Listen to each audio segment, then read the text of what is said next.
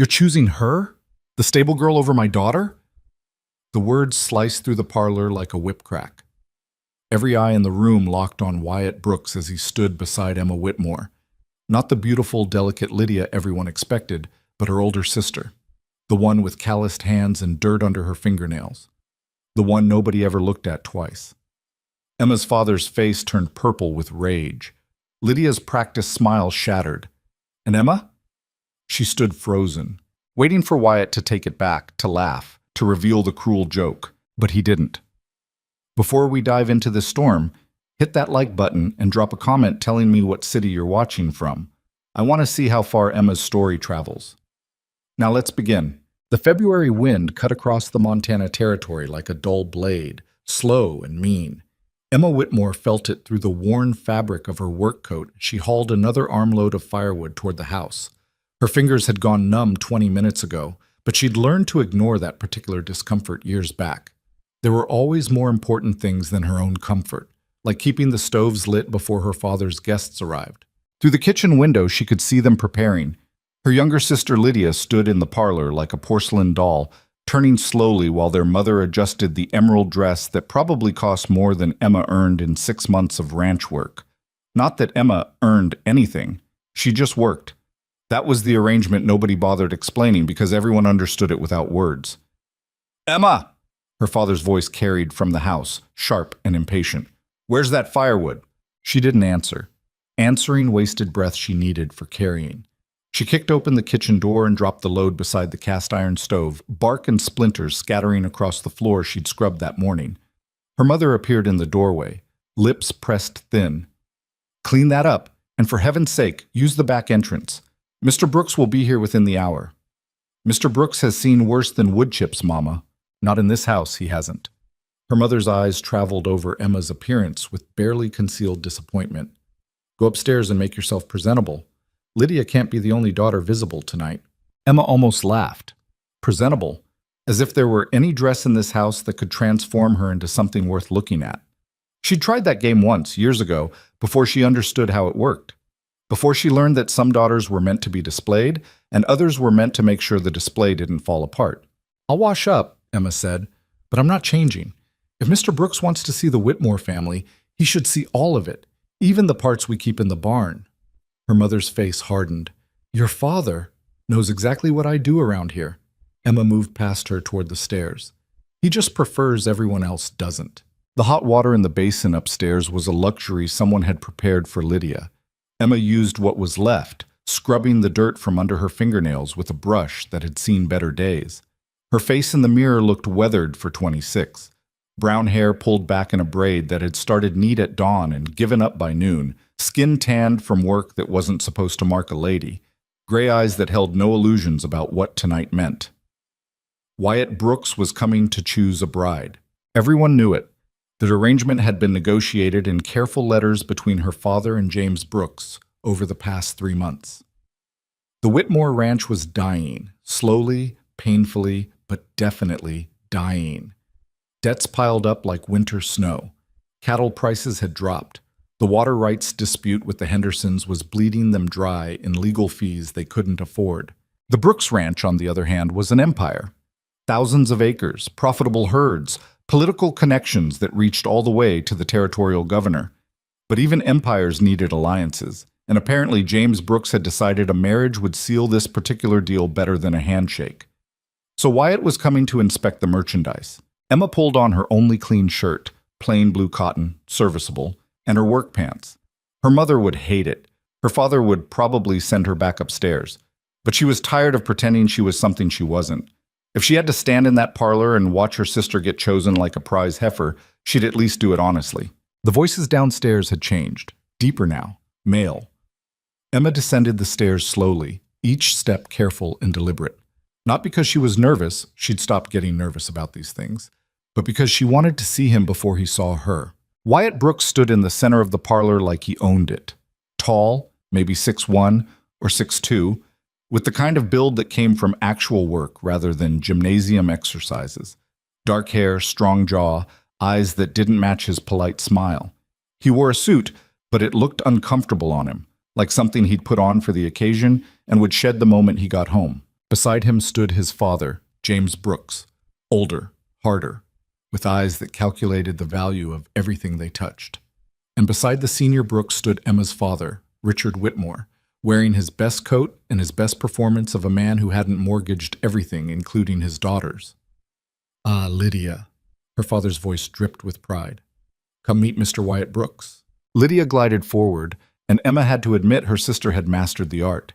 Every movement measured, graceful, designed to catch light and attention. The emerald dress whispered against the floor. Her blonde hair caught the lamplight. Her smile was warm but not eager, interested but not desperate. "Mr. Brooks." Lydia extended her hand. "It's a pleasure." Wyatt took her hand, bowed slightly over it. "Miss Whitmore, your father has spoken very highly of you." "I hope not too highly," Lydia said, a practiced laugh. "I'd hate to disappoint." Emma watched from the stairs, forgotten. This was the transaction. This was how it worked. Lydia would charm, father would negotiate, and eventually the Brooks men would leave with an agreement that would save the Whitmore ranch in exchange for one beautiful daughter. Then Wyatt's eyes lifted, found Emma standing there on the stairs in her work clothes and worn boots. Something shifted in his expression, not attraction. Emma wasn't fool enough to mistake it for that. More like recognition, the way you might spot something unexpected in a familiar landscape. "And this is—" Wyatt's question hung in the air. Her father turned, saw Emma, and his jaw tightened. "My older daughter, Emma, she was just—" "Bringing in firewood," Emma finished, descending the last few steps. "Someone had to make sure everyone stayed warm." An uncomfortable silence spread through the parlor. Her mother looked mortified. Lydia's smile stayed fixed, but her eyes went cold. James Brooks' expression suggested he'd found a rat in his dinner. But Wyatt Brooks was still looking at Emma with that strange, searching expression. "Firewood," he repeated. "In this weather, I imagine that's not easy work." "It's work," Emma said. "Same as any other." "Emma helps around the property," her father said quickly, damage control spinning into motion. "She's very capable. But please, Mr. Brooks, let's sit. We have much to discuss." The evening proceeded according to script. Lydia sat beside Wyatt on the settee, answering questions about her education, excellent, her musical abilities, accomplished, her interests, appropriately cultured. She was perfect. Emma could have recited the performance from memory. James Brooks directed most of the conversation, steering it toward business arrangements while maintaining the fiction that this was purely social. Richard Whitmore agreed with everything, laughed at every joke, and slowly sold his daughter with the desperate charm of a man watching his entire world collapse. Emma served coffee, poured drinks, remained invisible except when usefulness demanded otherwise. But every time she moved through the room, she felt Wyatt Brooks watching her. Not the way men usually watched when they wanted something, more like he was trying to figure out a puzzle that didn't quite fit the pattern he expected. Around 9 o'clock, James Brooks stood. "Well, Richard, I believe we've had a productive evening. Wyatt, we should head back, early morning tomorrow." "Of course." Wyatt rose, but his attention stayed on Emma as she collected empty cups. "Miss Emma, do you ride?" The question came out of nowhere. Everyone in the parlor froze. Yes," Emma said. "Someone has to check the fence lines." "The north pastures are beautiful this time of year, even in winter," Wyatt said. "Perhaps you could show me the property tomorrow, if your father permits." Richard Whitmore's smile looked painful.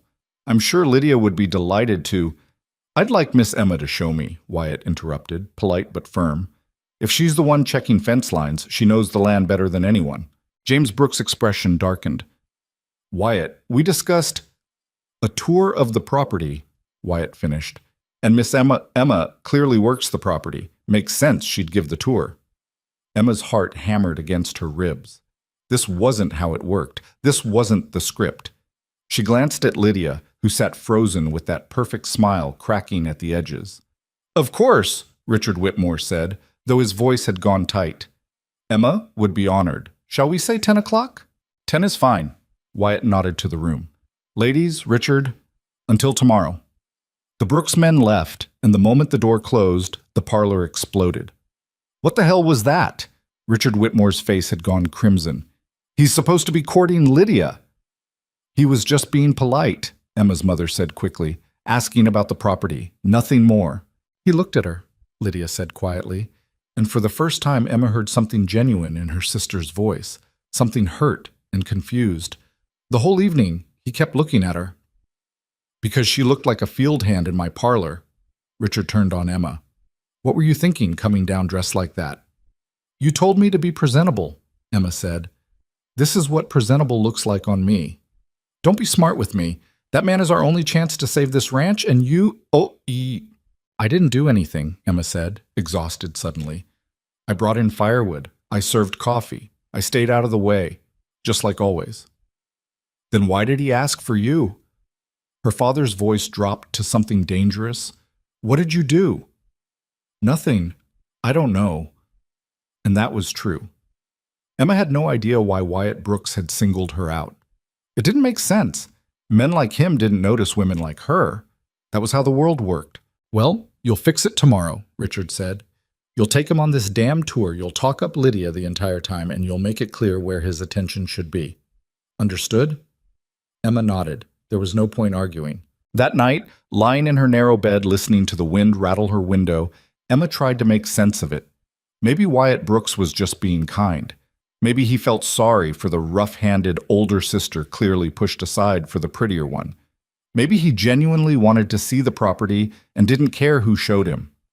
Or maybe, a small voice whispered, he saw something the others didn't. Emma crushed that thought immediately. That kind of hope was dangerous. She'd learned that years ago. Morning came cold and clear. Emma was up before dawn, same as always, tending to the horses and checking the animals. By the time Wyatt Brooks arrived at 10, she'd already put in half a day's work. He came alone. That surprised her. No father watching over his shoulder, no chaperone insisting on propriety, just Wyatt Brooks on a big gray horse dressed in practical riding clothes that looked far more comfortable than last night's suit. Miss Emma? He tipped his hat. Mr. Brooks. She'd saddled her own horse, a bay mare named Rosie, who'd seen better days but still had good instincts. The property's not much to see this time of year, but I'll show you what we have. They rode in silence for the first 20 minutes, following the fence line toward the north pastures. Emma pointed out boundaries, water sources, sections that needed repair. She spoke plainly, without embellishment, the way she talked to one of the ranch hands. Wyatt listened without interrupting. Finally, as they crested a small hill overlooking the valley, he spoke. You do all this yourself? Not all of it. We have 2 hands who help, but most of it, yes.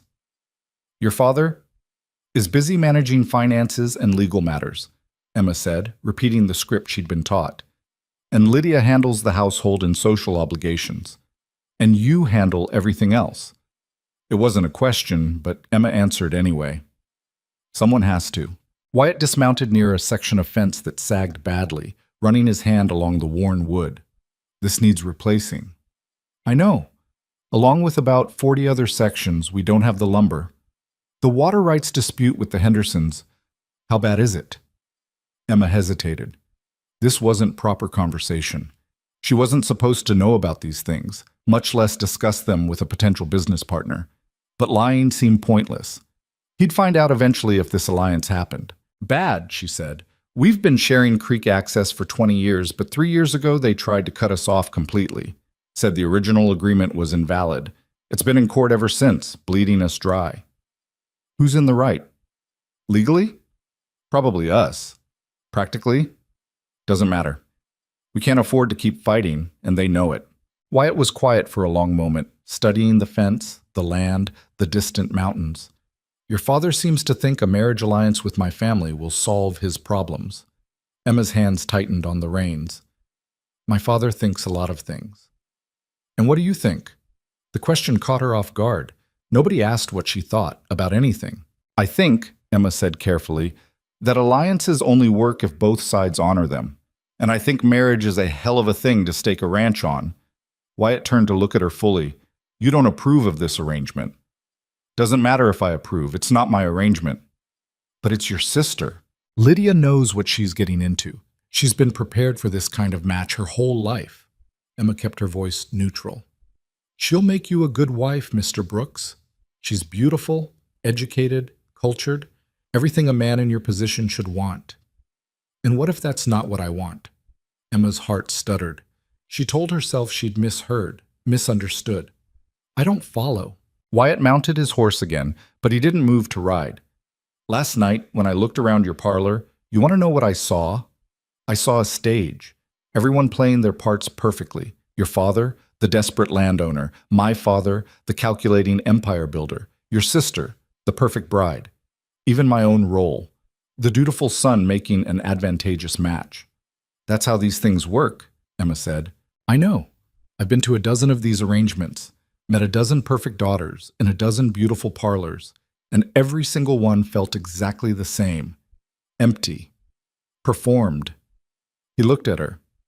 Then you came down those stairs in work clothes with dirt under your fingernails, and for the first time in months, I saw something real. Emma couldn't breathe properly. This was wrong. This was dangerous. This was... Mr. Brooks, you should know that my father instructed me to spend today talking up my sister's virtues, making sure you understood where your attention should be focused. Did he now? Yes. So let me be clear. Lydia is kind, intelligent, and accomplished. She plays piano beautifully. She speaks French. She'll host dinners and manage your household and never embarrass you in front of important people. She's everything I'm not. And what are you? The question hung between them like smoke.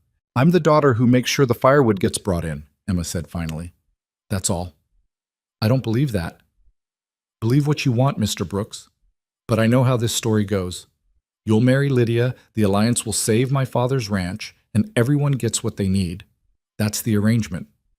What if I want a different arrangement? Then you're a fool, Emma said bluntly. Lydia is the prize here. I'm just the help. Wyatt studied her for a long moment, something complicated moving behind his eyes. Then he smiled. Not the polite social smile from last night, but something genuine and slightly reckless. You know what my father told me before we left last night? He said, choose the pretty one. She'll photograph well and won't embarrass us at social functions. That's what he thinks marriage is for. Display and contracts. He's not wrong, Emma said. Not in your world. Maybe I'm tired of my world. They rode back slowly, the sun climbing toward noon. Emma's mind raced, trying to figure out what game Wyatt Brooks was playing. Men in his position didn't choose the rough-handed older sister. They just didn't. It violated every social rule, every practical consideration, every lesson Emma had learned about her place in the world. Unless he was toying with her. The thought arrived cold and sharp. Maybe this was some kind of test. Maybe he wanted to see if she'd overstep, get ideas above her station, embarrass herself by imagining she could compete with Lydia. Well, she wouldn't give him the satisfaction. When they reached the barn, Emma dismounted quickly. Thank you for the tour, Mr. Brooks. I'm sure my father will be eager to hear your thoughts. Emma, I have work to finish. She led Rosie into the barn without looking back. But that evening, when the Brooks men returned for dinner, everything went wrong. The meal was elaborate. Richard Whitmore had spent money they didn't have to impress. Lydia wore a different dress, even more stunning than the night before. The table glittered with their best silver, polished until it hurt to look at. Emma had been instructed to eat in the kitchen. She was halfway through a cold plate when her father appeared in the doorway, face pale. Emma. Parlor. Now. Her stomach dropped. What's wrong? Just come. The parlor felt airless when she entered. Her mother sat rigid on the settee. Lydia stood by the window, her back to the room. James Brooks looked like he'd swallowed something poisonous. And Wyatt Brooks stood in the center of it all, chin raised, shoulders squared. Tell her, Richard Whitmore said, voice strangled. Wyatt turned to Emma. I've informed both our fathers that if this alliance is to proceed, you're the daughter I intend to marry. Not Lydia. You. The floor dropped out from under Emma's world. No, she heard herself say. No, that's not... You can't... You're choosing her? Richard Whitmore's voice climbed toward hysteria. The stable girl over my daughter? I'm choosing the woman who actually runs this ranch, Wyatt said calmly. The woman who knows every fence line, every water source, every problem you've been hiding behind pretty dresses and dinner parties. I need a partner, Mr. Whitmore, not a decoration. This is insane, James Brooks said. Wyatt, we discussed... You discussed, Wyatt interrupted. I'm deciding. Lydia finally turned from the window. Her face was composed, but Emma could see the devastation underneath. It's fine, Lydia said quietly, if that's what Mr. Brooks wants. It's not fine. Richard Whitmore's face had gone purple. Emma is completely unsuitable. She has no social graces, no education, She has more practical knowledge than half the ranchers in this territory, Wyatt said. Including you, sir, if you'll pardon my saying so. The insult hung in the air like gun smoke. Richard Whitmore looked at Emma with something between rage and desperation. Refuse him. What? Refuse him.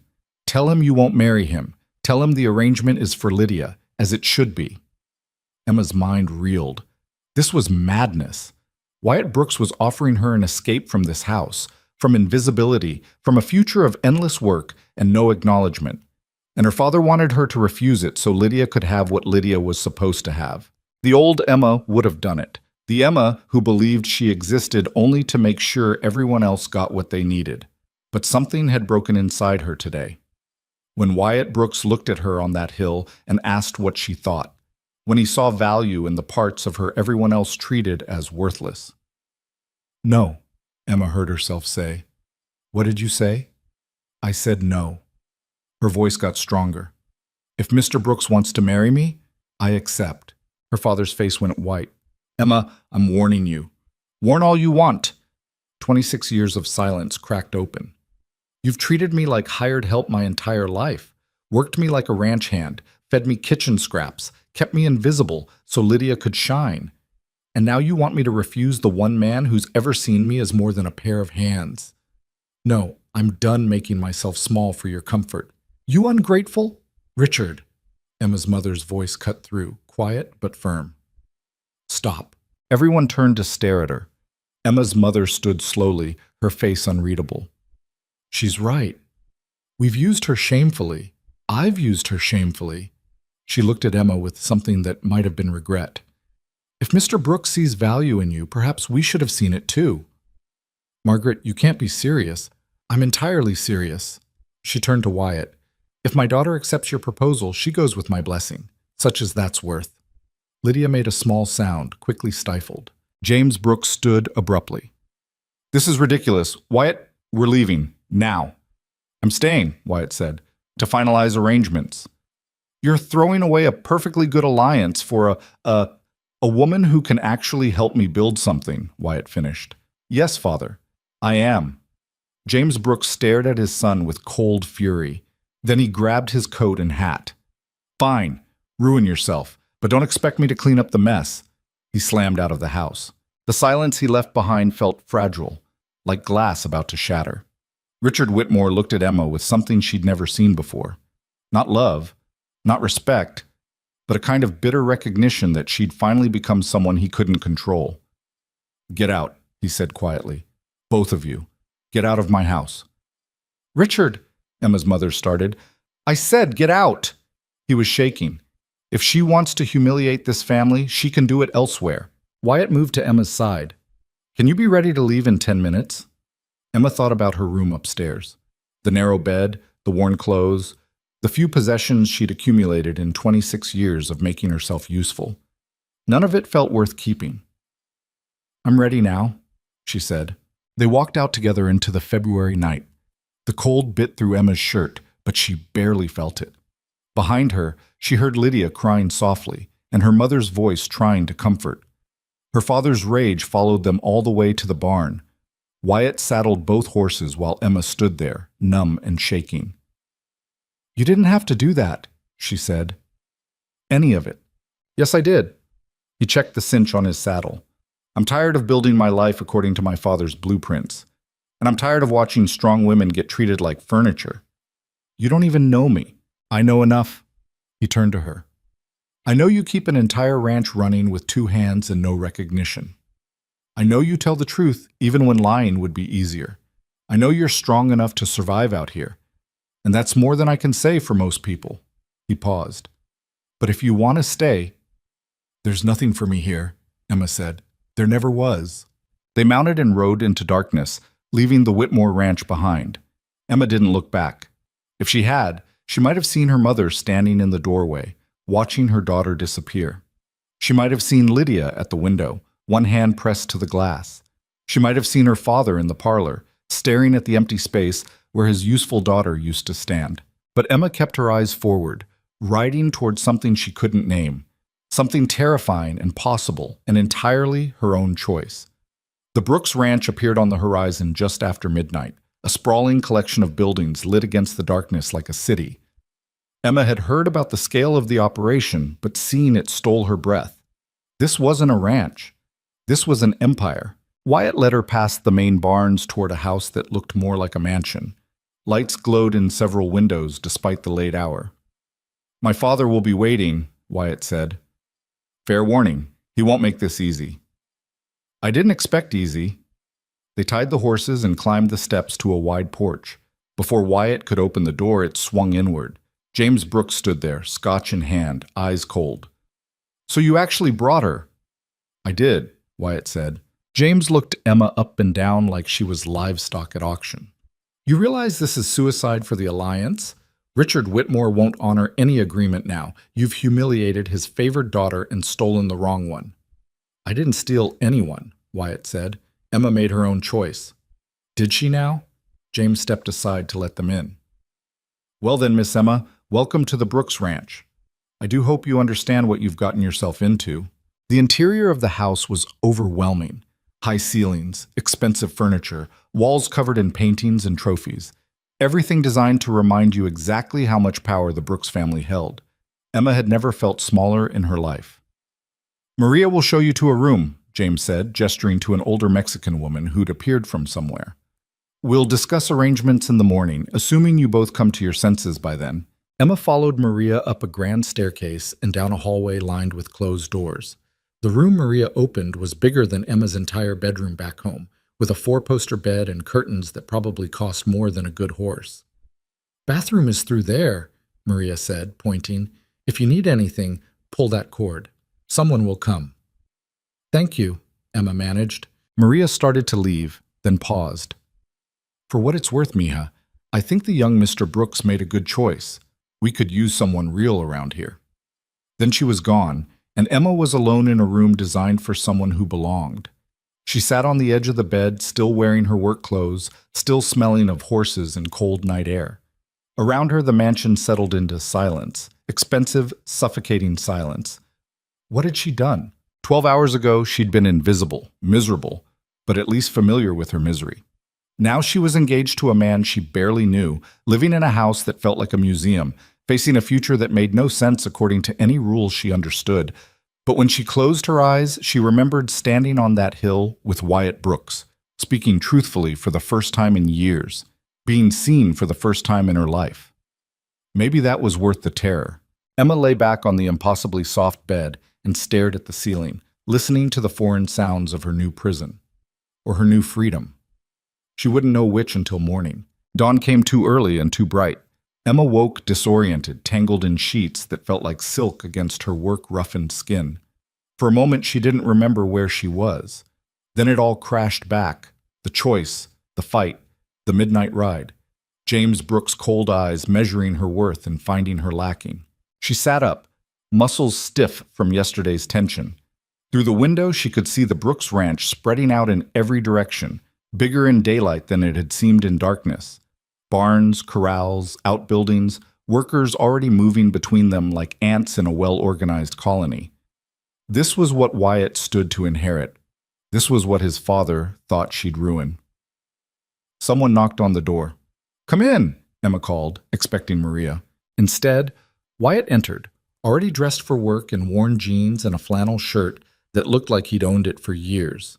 He carried a cup of coffee that smelled strong enough to wake the dead. "Thought you might need this." He set it on the bedside table. "How'd you sleep?" "Like someone who just burned down her entire life." Emma reached for the coffee. "Your father hate me yet?" "He hated you before you got here. Now he's just deciding how to get rid of you." Wyatt sat in the chair by the window, casual as if visiting women's bedrooms at dawn was perfectly normal. "He's called a family meeting for 8. That gives us an hour." "For what?"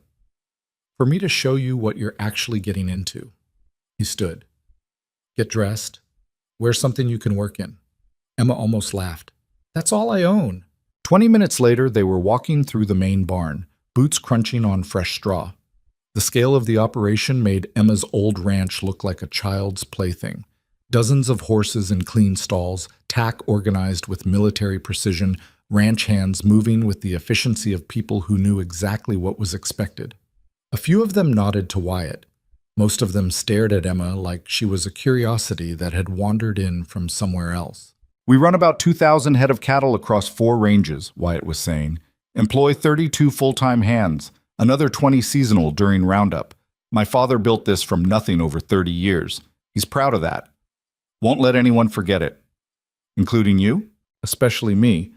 Wyatt led her toward a corral where several men were working with young horses.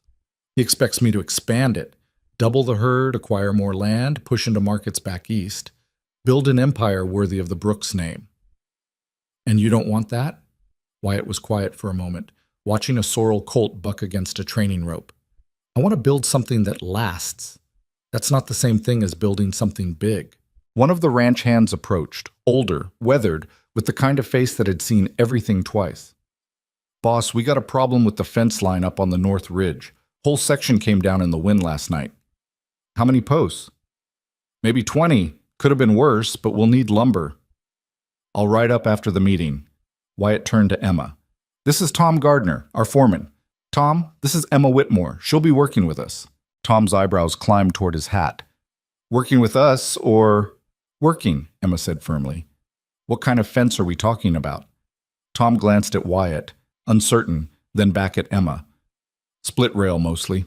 Keeps the cattle from drifting into Henderson property. The Hendersons who are fighting my father over water rights? The same. Tom's expression shifted, reassessing. You know about that?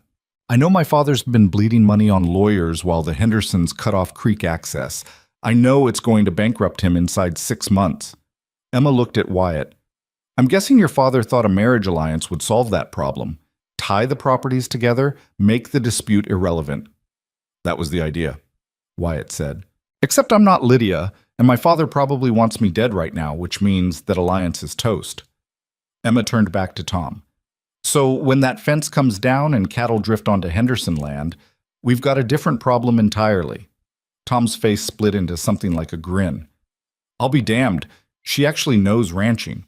She actually does, Wyatt said, which is why when my father tries to tear her apart at breakfast, I'd appreciate the men remembering who fixes fence lines around here. Tom nodded slowly. Word travels fast in a bunkhouse. I'll make sure it travels in the right direction. They continued walking, Wyatt pointing out various buildings and operations while Emma memorized everything. She'd always been good at this, absorbing information, understanding systems, seeing how pieces fit together. Her father had never valued the skill. Maybe here it would matter. The house loomed ahead, grand and intimidating in morning light. Emma's stomach tightened. Your father's going to want me gone, she said. Probably. And you're going to fight him on it. Definitely. Emma stopped walking. Why? You barely know me. For all you know, I'm terrible. I could be lazy, stupid, mean as a snake. Are you? No, but that's not the point. You're risking your relationship with your father, your inheritance, your entire future on someone you met yesterday. Wyatt turned to face her fully. You want to know what I saw yesterday? I saw a woman who works harder than most men, speaks truth when everyone else is lying, and has more practical knowledge in her little finger than my father's last 3 business partners combined. I saw someone real in a world that's mostly performance. He paused. And I saw someone brave enough to choose something terrifying over something safe. That's not nothing, Emma. It might not be enough. Then we'll find out together. The family meeting took place in a dining room that could seat 20. Currently it seated 3. James Brooks at the head of the table, Wyatt to his right, Emma across from Wyatt where she could face James directly. Maria brought coffee and disappeared quickly, like she knew what was coming. James didn't waste time on pleasantries. I'll make this simple. This marriage is not happening. Yes, it is, Wyatt said calmly. You're throwing away a strategic alliance with the Whitmores. Richard Whitmore's ranch is dying. We both know that. The only value in that alliance was combining properties to solve the Henderson dispute. But there are other ways to handle the Hendersons. By marrying the daughter nobody wanted? James looked at Emma. No offense, Miss Whitmore, but You're not what we negotiated for. None taken, Emma said. I'm aware I wasn't the prize. Then you understand this is impossible. You have no social connections, no education, no... She understands ranching, Wyatt interrupted, which is more than I can say for most of the daughters you've paraded in front of me. James's eyes went cold. We have investors coming in 2 weeks. Important men from Chicago and St. Louis. They expect to see a Brooks family that looks like success, polished, sophisticated, powerful. How exactly do you plan to present her? As my wife, Wyatt said. Same as I'd present anyone. They'll laugh at you. At us. We'll lose millions in potential investment because you wanted to make some romantic gesture toward a field hand. The words hit like a slap. Emma felt her face flush, but she kept her voice level. Mr. Brooks, I understand I'm not what you wanted for your son, but I'm what he chose. So you've got 2 options. Find a way to work with that, or keep fighting us and watch what it does to your relationship with him. James turned his full attention to her, and Emma understood suddenly why men feared this man. His gaze could cut steel. You think you're brave, James said, standing up to me, making demands. But bravery without intelligence is just stupidity. You have no idea what you've walked into. Then educate me. This ranch represents 30 years of work. Every acre, every building, every dollar was earned through calculation and strategy. I didn't build this by making emotional decisions or rewarding people for having rough hands. He leaned forward. I built it by being smarter and harder than everyone around me. And I'm not about to let my son tear it down because he was charmed by some frontier girl playing at equality. I'm not playing at anything, Emma said. I've worked ranches my entire life.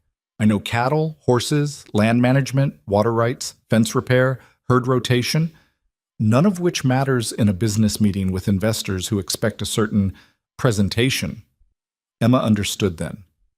This wasn't about her skills, it was about her not looking like she belonged in their world, not speaking like them, dressing like them, performing like them. So hire someone polished for your investor meetings, Emma said. I'll be out fixing the fence line on North Ridge where I can actually be useful. James smiled, but it wasn't friendly. Oh, you'll be at those meetings, Miss Whitmore. If you're going to ruin this family's reputation, you might as well do it publicly. The meeting ended badly. James left without another word, slamming the door hard enough to rattle the windows. Emma sat there feeling scraped raw. That went well, she said. Wyatt actually laughed. That was him being restrained, trust me. Your father hates me. My father hates everyone who doesn't fit his master plan. You get used to it. Do you? Emma looked at him. Get used to it? Wyatt's smile faded. No, but I've learned to survive it. The next week passed in a blur of work and warfare. Emma threw herself into ranch operations, determined to prove her value where it actually counted. She rode fence lines with Tom Gardner, helped repair equipment, worked with the hands during morning roundups. The men were skeptical at first, another boss's wife playing rancher, until they saw her actually work. Emma could rope, ride, and repair better than half of them. She didn't complain, didn't quit when things got hard, and didn't expect special treatment. By day 4, Tom was assigning her real work instead of make work. By day 7, some of the hands were actually asking her opinion. James watched all of it with disapproval that bordered on contempt. He never missed an opportunity to undermine her. At dinner, he'd discuss business matters while speaking over Emma as if she wasn't there. When she offered suggestions, he'd dismiss them without consideration. He introduced her to visiting ranchers as Wyatt's project, leaving the implication hanging. Emma endured it because fighting him openly would only make things worse for Wyatt, but every slight built pressure inside her like steam in a sealed pipe. Wyatt saw it. You don't have to take this. Yes, I do, Emma said. They were sitting on the porch after another brutal dinner where James had spent an hour discussing investment strategies without once acknowledging Emma's presence. If I fight him every time, it just proves his point, that I'm difficult, unsuitable, a problem. You're not a problem. I'm a problem he didn't plan for, that's the worst kind. Emma watched the sunset paint the mountains red. He built this whole empire on control, controlling land, cattle, markets, people. And you brought home someone he can't control. Of course he hates me. He'll come around. Emma didn't believe that, but she didn't say so.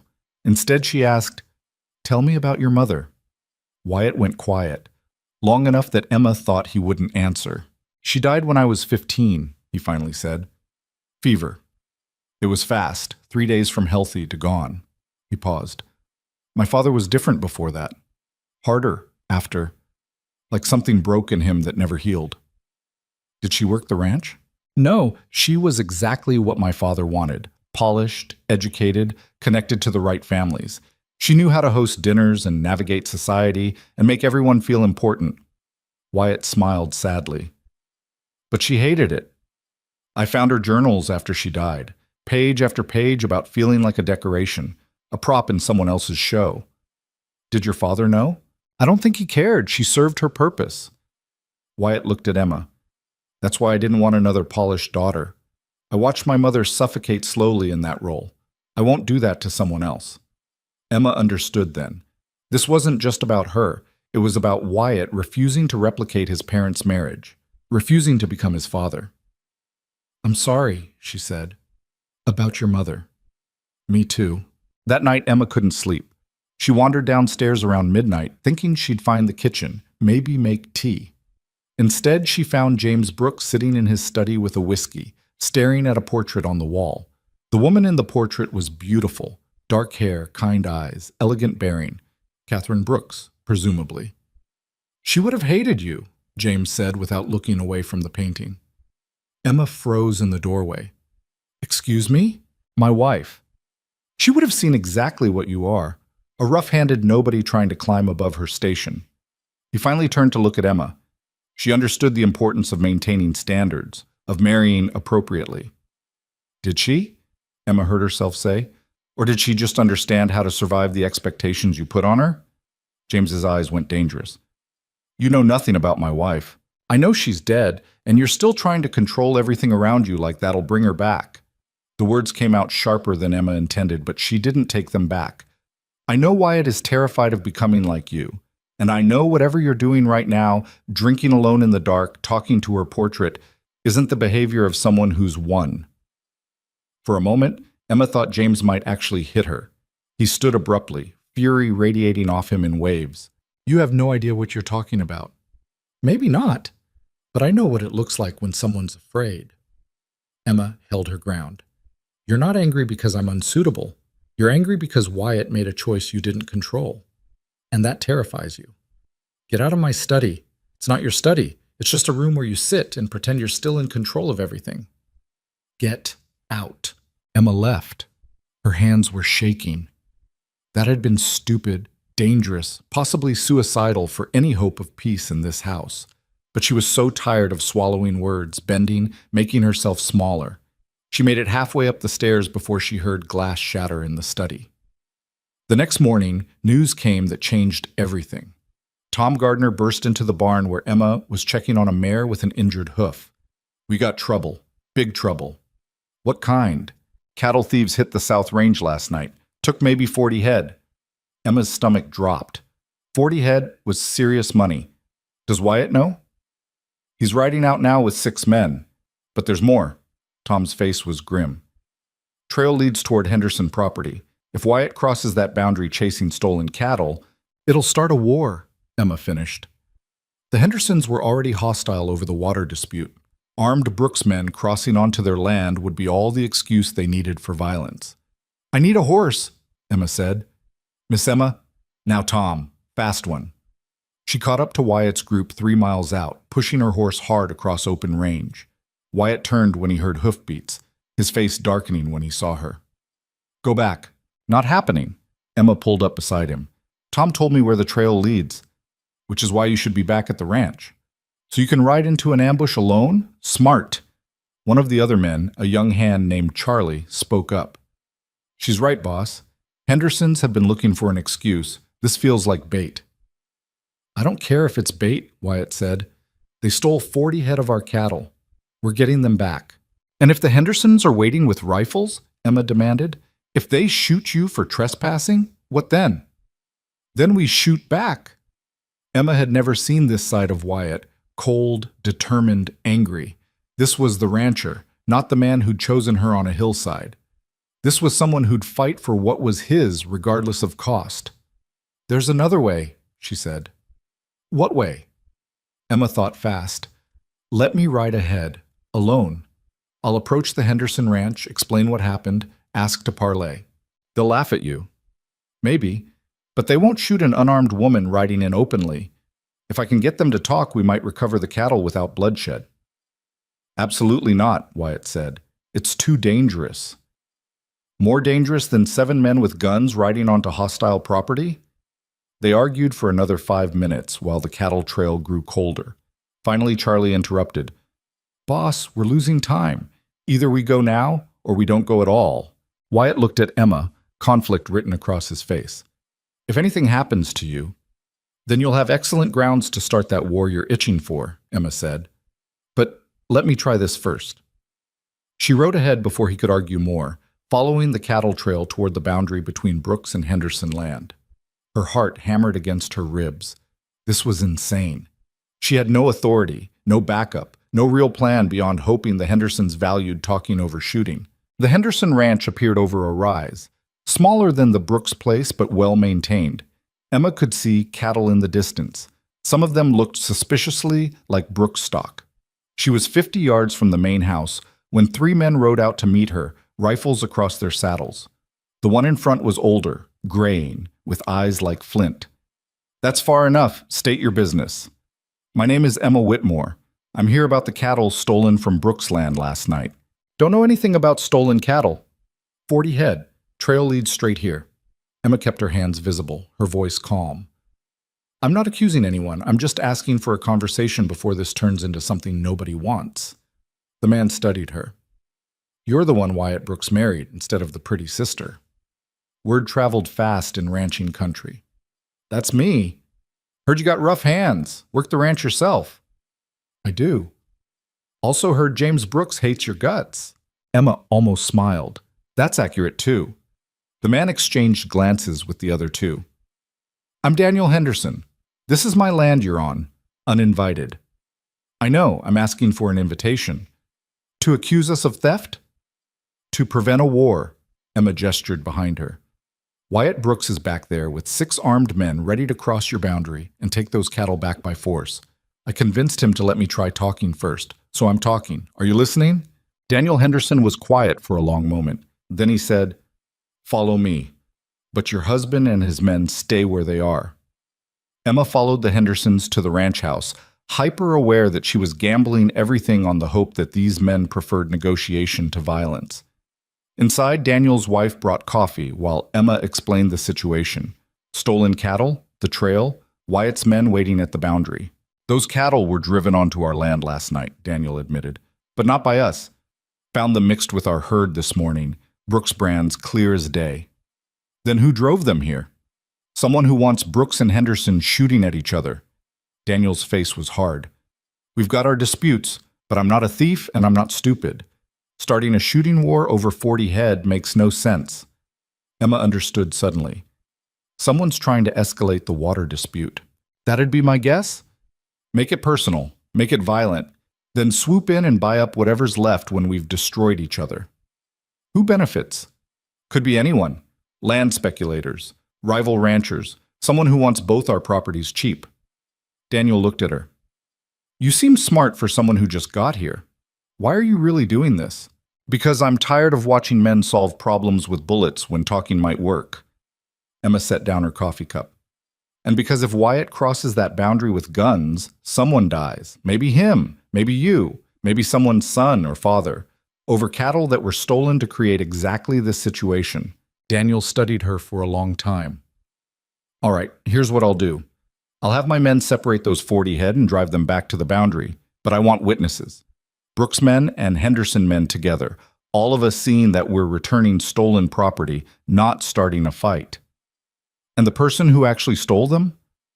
We find them together, share information, figure out who profits from us killing each other.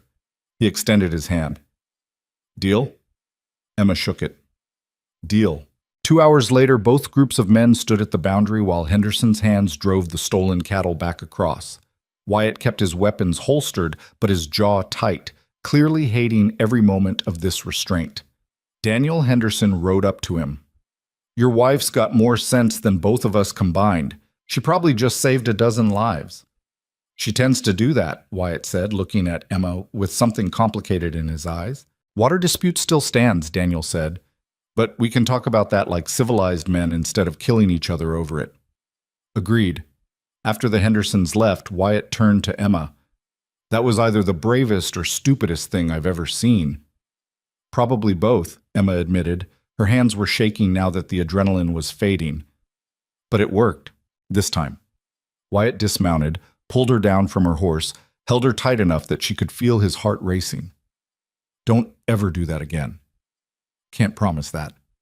Emma, you married someone who fixes problems, Wyatt. That's who I am. I can't stop being that just because it scares you. He pulled back to look at her. It doesn't scare me, it terrifies me. The thought of you riding into danger alone is the same thought I have every time you do it, Emma said. So I guess we're even. They rode back to the ranch as the sun climbed toward noon.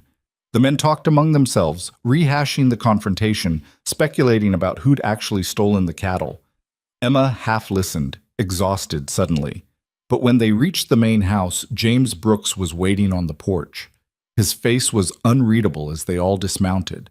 Tom started to explain what had happened, but James held up a hand. I already heard. One of the Henderson hands rode ahead to tell me you'd negotiated a return. He looked at Emma. Is that accurate? Yes, sir, Emma said. And you did this without consulting me? There wasn't time to consult anyone. Wyatt was about to start a range war. I had it handled, Wyatt said. You had a plan to get shot, Emma corrected. I had a plan to not get shot. Mine worked better. Several of the ranch hands tried to hide smiles. James's expression didn't change. Come with me, both of you. They followed him into his study, the same room where Emma had confronted him last night. James poured himself a whiskey, didn't offer them any. Daniel Henderson just sent a rider, James said. Wants to meet next week to discuss the water dispute. Says he's open to negotiation now that cooler heads have prevailed. He looked at Emma. He specifically requested you be present. Emma blinked. Me? Apparently you impressed him, made him think the Brooks family might actually have someone reasonable to talk to. James took a drink. I still think you're completely unsuitable for this family. I think Wyatt made a terrible mistake choosing you over a proper alliance. But, Emma said, but you just prevented a war that would have cost me men, cattle, and probably any chance at resolving this water situation peacefully. James set down his glass. So, while I don't like you, don't approve of you, and don't believe you belong here, I'm willing to tolerate your presence. For now. It wasn't acceptance. It wasn't even close to warmth. But it was the first crack in James Brooks' absolute opposition. Thank you, Emma said carefully. Don't thank me. Just don't make me regret this. James turned to Wyatt. The investor dinner is still happening in 4 days. She'll need appropriate clothing and enough coaching to not embarrass us. I can handle myself, Emma said. We'll see. James dismissed them with a gesture. Outside the study, Wyatt let out a long breath. That's the closest thing to approval you'll ever get from him. He still hates me. Yes, but now he hates you slightly less. Wyatt smiled. Progress. The next 4 days were brutal. Emma spent mornings working the ranch and afternoons being tutored by Maria on proper behavior for formal dinners, which fork for which course, how to make polite conversation without mentioning anything controversial, the art of smiling while saying nothing of substance. Emma hated every minute. This is ridiculous, she said after the third lesson on proper posture. I'm not going to transform into some society lady in 4 days. No one expects you to, Maria said. But Mr. Brooks expects you not to humiliate him. There's a difference. The night of the dinner arrived like an execution date. Emma stood in her room staring at the dress Maria had procured, deep blue, elegantly cut, expensive enough to make Emma's stomach hurt. She'd never worn anything like it. A knock on the door. Wyatt entered, stopped when he saw her. You look terrified, he said. I am terrified. Your father's right. I'm going to embarrass everyone. Probably. Wyatt crossed the room, took her hands. But you're also going to be honest, intelligent, and more knowledgeable about actual ranching than anyone in that dining room. So when they ask you questions, answer them. Don't perform. Don't try to be Lydia. Just be Emma. And if that's not good enough, then they're idiots and we'll take their money anyway. The dining room had been transformed. Crystal glittered, silver gleamed, everything positioned to impress. The investors arrived exactly on time, 3 men from Chicago, 2 from St. Louis, all dressed in expensive suits that screamed urban wealth. James made introductions. Gentlemen, my son Wyatt and his fiancée, Emma Whitmore. One of the Chicago men, Gerald something, smiled politely. Whitmore? Any relation to the Whitmores with the ranch east of here?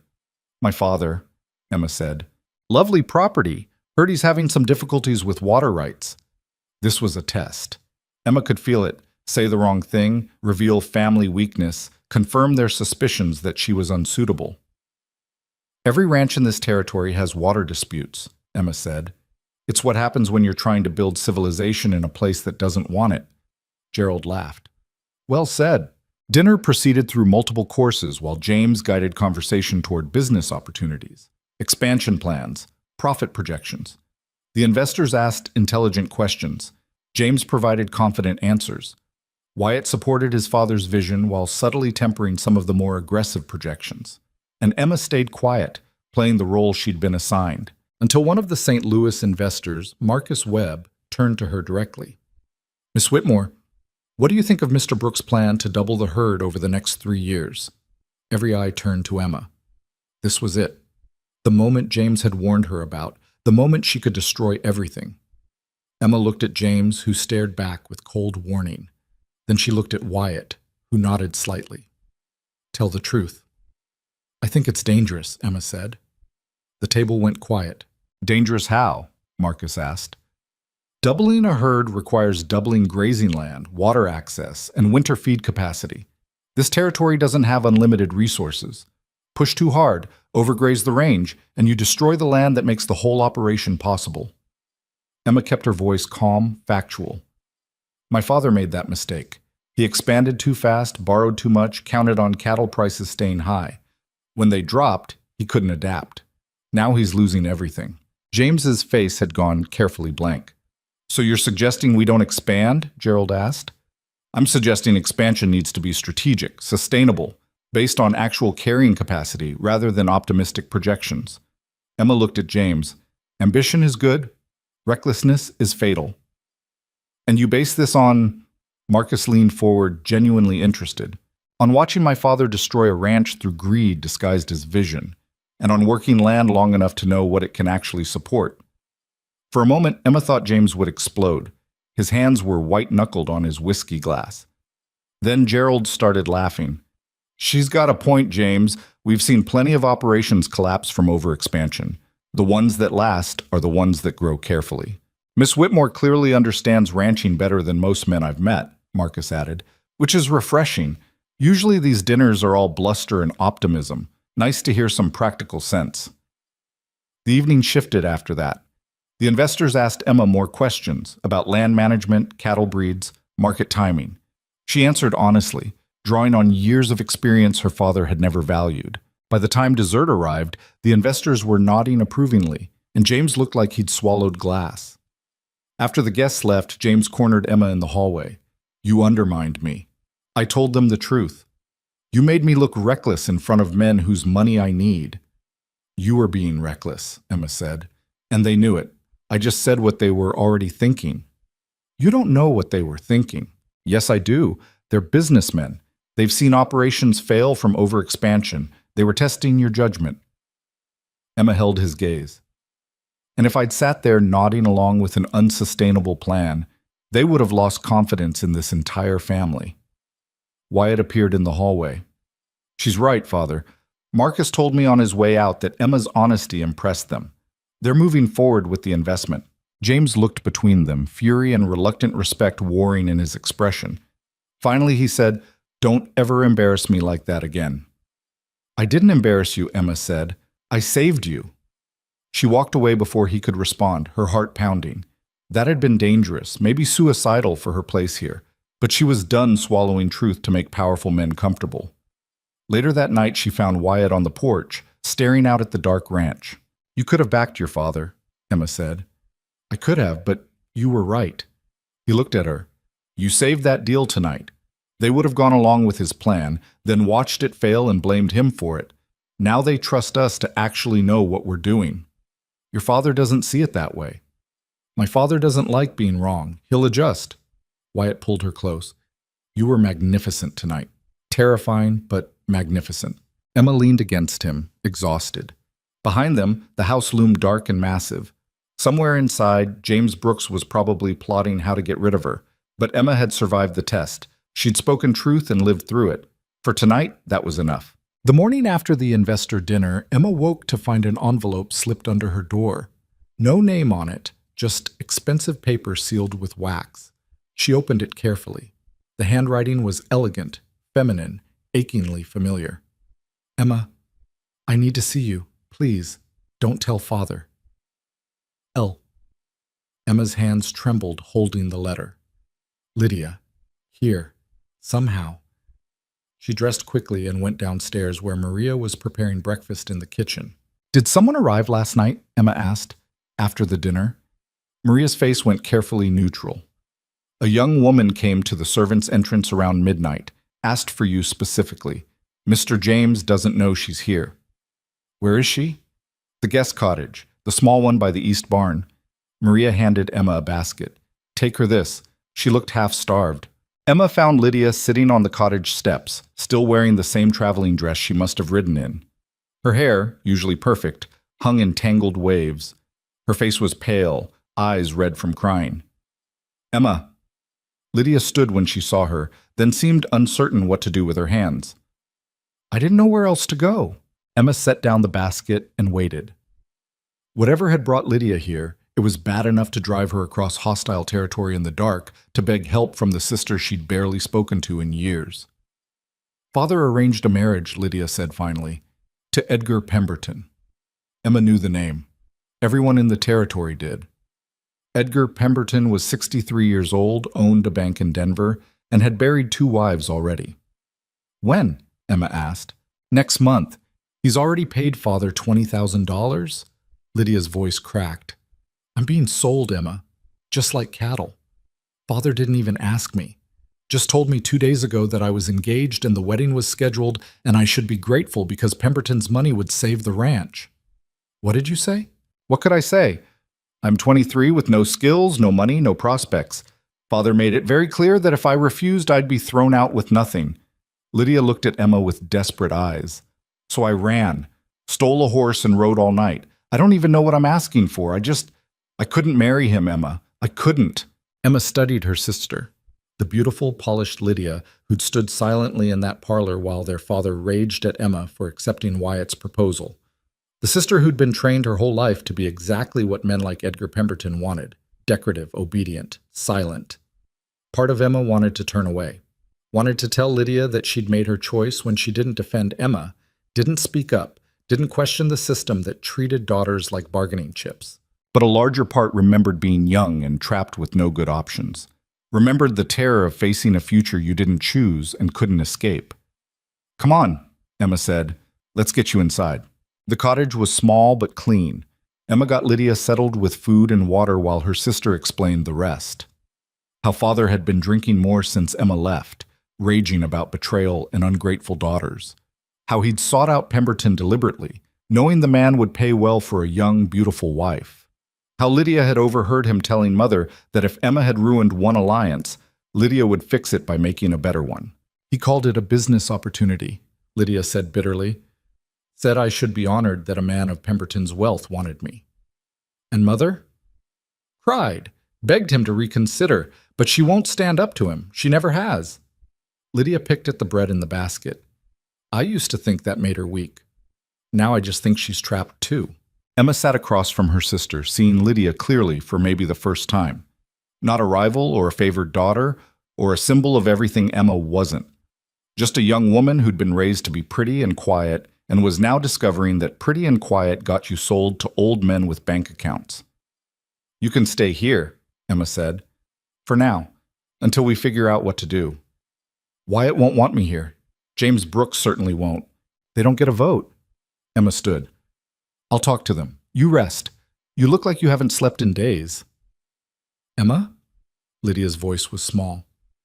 Why are you helping me? After everything... Emma thought about that. Because someone helped me when I had nowhere to go. Guess I'm returning the favor. She found Wyatt in the barn working on a saddle repair that probably could have waited, but gave him somewhere to put his hands while thinking. "Lydia's here," Emma said without preamble. Wyatt's hands stilled. "Your sister Lydia. She ran away. Father arranged a marriage to Edgar Pemberton." "The banker? He's ancient. He's rich. That's all Father cares about." Emma leaned against a stall door. "She's staying in the East Cottage. I told her she could stay until we figure something out." "Does my father know?" "Not yet.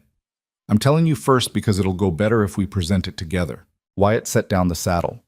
"Emma, having your sister here complicates everything. The alliance with your father is already destroyed. If he finds out we're harboring Lydia after she ran from an arranged marriage, I know. He could accuse us of kidnapping, sue us, make this into something ugly. I know that too." Emma met his eyes. "But she's my sister, and she came here because she had nowhere else to go. I'm not turning her away." Wyatt was quiet for a long moment. "My father is going to lose his mind." "Probably. But you once told me you wanted to build something different than what your father built. Here's your chance to prove it." They found James in his office, reviewing ledgers. He looked up when they entered, immediately suspicious. "This looks like trouble." "Emma's sister arrived last night," Wyatt said. "She's staying in the East Cottage." James set down his pen very carefully. "The sister you didn't marry? The one whose father is probably sharpening knives with your name on them." "Her father arranged a marriage to Edgar Pemberton," Emma said. "She ran away. So she brought her problems to my ranch." James stood. "Absolutely not. She leaves today." "She stays," Emma said. "You don't make decisions about who stays on this property." "I'm making this one." Emma held her ground. "Lydia has nowhere else to go. Sending her back means sending her into a marriage she doesn't want with a man 3 times her age. Not my problem, not my ranch's problem." James looked at Wyatt. "Tell her." Wyatt took a breath. "She stays, Father. Emma's right." "You're both insane. Richard Whitmore will come here with lawyers, accusations, demands. He'll turn this into a legal nightmare." "Let him try," Emma said. "What's he going to claim? That we kidnapped his adult daughter, who rode here of her own free will? That we're forcing her to stay when she's the one who ran from him? He'll claim you corrupted her, turned her against her family. Good. Maybe more daughters should turn against fathers who sell them like livestock." James's face went dark red. "You self-righteous little... This isn't about principles. This is about protecting what we've built here, and harboring a runaway bride puts all of it at risk." "Then we'll handle the risk," Wyatt said. "Together." "You're choosing her side? Again?" "I'm choosing not to send a terrified woman back to a man who sees her as property." Wyatt's voice hardened. "You taught me to be strong, Father. You never taught me to be cruel. There's a difference." The words hung in the air like smoke. James looked between them, understanding finally settling in his eyes. This wasn't just about Lydia. This was about Wyatt drawing a line his father couldn't cross. "Fine," James said finally. "She can stay, temporarily. But when Richard Whitmore shows up demanding his daughter back, and he will, you two are handling it. I want nothing to do with this disaster." He left the office, slamming the door hard enough to rattle the windows. Wyatt let out a long breath. That went better than expected. "He threatened to disown you yesterday. Today he's just angry. That's progress." Emma tried to smile. "Right?" "I have no idea anymore." The next 3 days passed in tense waiting. Lydia stayed in the cottage, rarely coming out. Emma brought her meals and sat with her while her sister slowly unraveled years of careful composure. All the training, all the lessons in being the perfect daughter, all of it collapsed when Lydia realized it had only made her valuable to men who wanted to own beautiful things. "I don't know how to do anything useful," Lydia said one afternoon. "I can play piano and speak French and arrange flowers. What good is any of that?" "You can learn other things." "Like what? Ranch work?" "I don't have your hands, Emma. I can't even saddle a horse." "Then learn bookkeeping. Learn household management. Learn something that makes you valuable for reasons besides being pretty." Emma said it gently. "You're 23. Your life isn't over. It's just starting in a direction you didn't expect." Lydia looked at her with something like envy. "You make it sound easy." "It's not easy. It's terrifying and hard, and some days I want to quit, but it's mine. That's the difference." On the fourth day, Richard Whitmore arrived. Emma saw the dust cloud from the north ridge where she was working fence with Tom and two other hands, a single rider pushing hard. Even from a distance, she recognized her father's gray gelding. "That's trouble," Tom said. "Yeah." Emma climbed down from the fence. "I need to get back to the house." She made it to the main yard just as her father dismounted. He looked terrible, thinner, grayer, worn down by whiskey and rage. When he saw Emma, his face twisted. "Where is she?" "Hello, Father." Emma stayed calm. "Nice to see you, too. Don't play games with me. Where's Lydia?" "Somewhere safe." "She's my daughter. She belongs at home." "She's an adult woman who made her own choice to leave." Emma crossed her arms. "Same choice I made." Richard Whitmore stepped closer, voice dropping to something dangerous. "You've poisoned her against me, filled her head with your rebellious nonsense. This is your fault." "My fault?" Emma laughed without humor. "I didn't arrange her marriage to a man old enough to be her grandfather. That was all you. Edgar Pemberton is a respectable man who offered good money. There it is. Good money. That's all you see, isn't it? Your daughters aren't people. We're just assets you can sell when you need cash." Her father's hand came up fast. Emma didn't flinch. She'd been hit before, years ago, before she learned to stay out of range. But the blow never landed. Wyatt caught Richard's wrist mid-swing. "Touch her and you leave here with broken bones." Richard yanked his arm free. "This is family business." "She's my family now. That makes it my business." Wyatt positioned himself between Emma and her father. "You want to talk to Lydia? We can arrange that.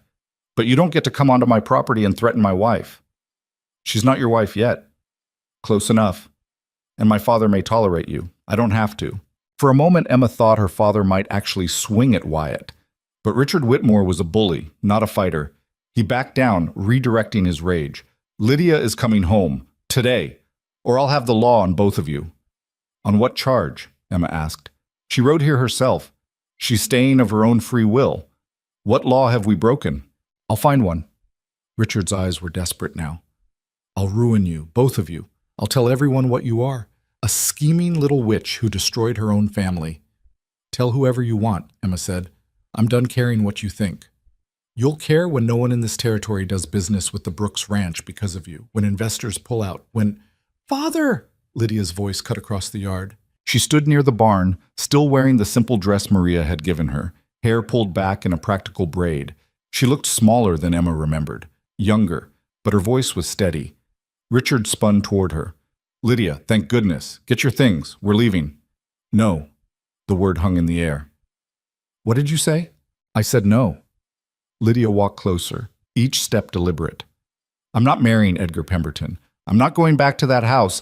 I'm not—" Her voice wavered but held. "I'm not for sale anymore." Richard's face went white, then red. "You ungrateful. After everything I've done for you. You dressed me up and showed me off and treated me like a prize horse," Lydia said. "That's not love, Father. That's livestock management. I gave you everything. Education, clothes, opportunities. You gave me training in how to be valuable to rich men." Lydia's composure cracked slightly. "And now you're upset that I don't want to use that training to save your failing ranch.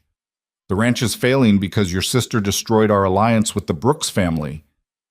The ranch is failing because you made bad decisions for years and refused to admit it," Emma said.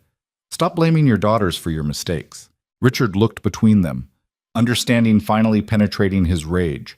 Both daughters, standing together, refusing him. His whole strategy collapsed around him.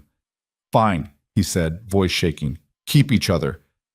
You're both dead to me. No inheritance, no family, nothing. You want to be independent? Be independent. See how long you last without my name protecting you." "Your name has been a weight around my neck since birth," Emma said. "I'll manage without it." Richard Whitmore climbed back on his horse. Before leaving, he looked at Lydia one more time.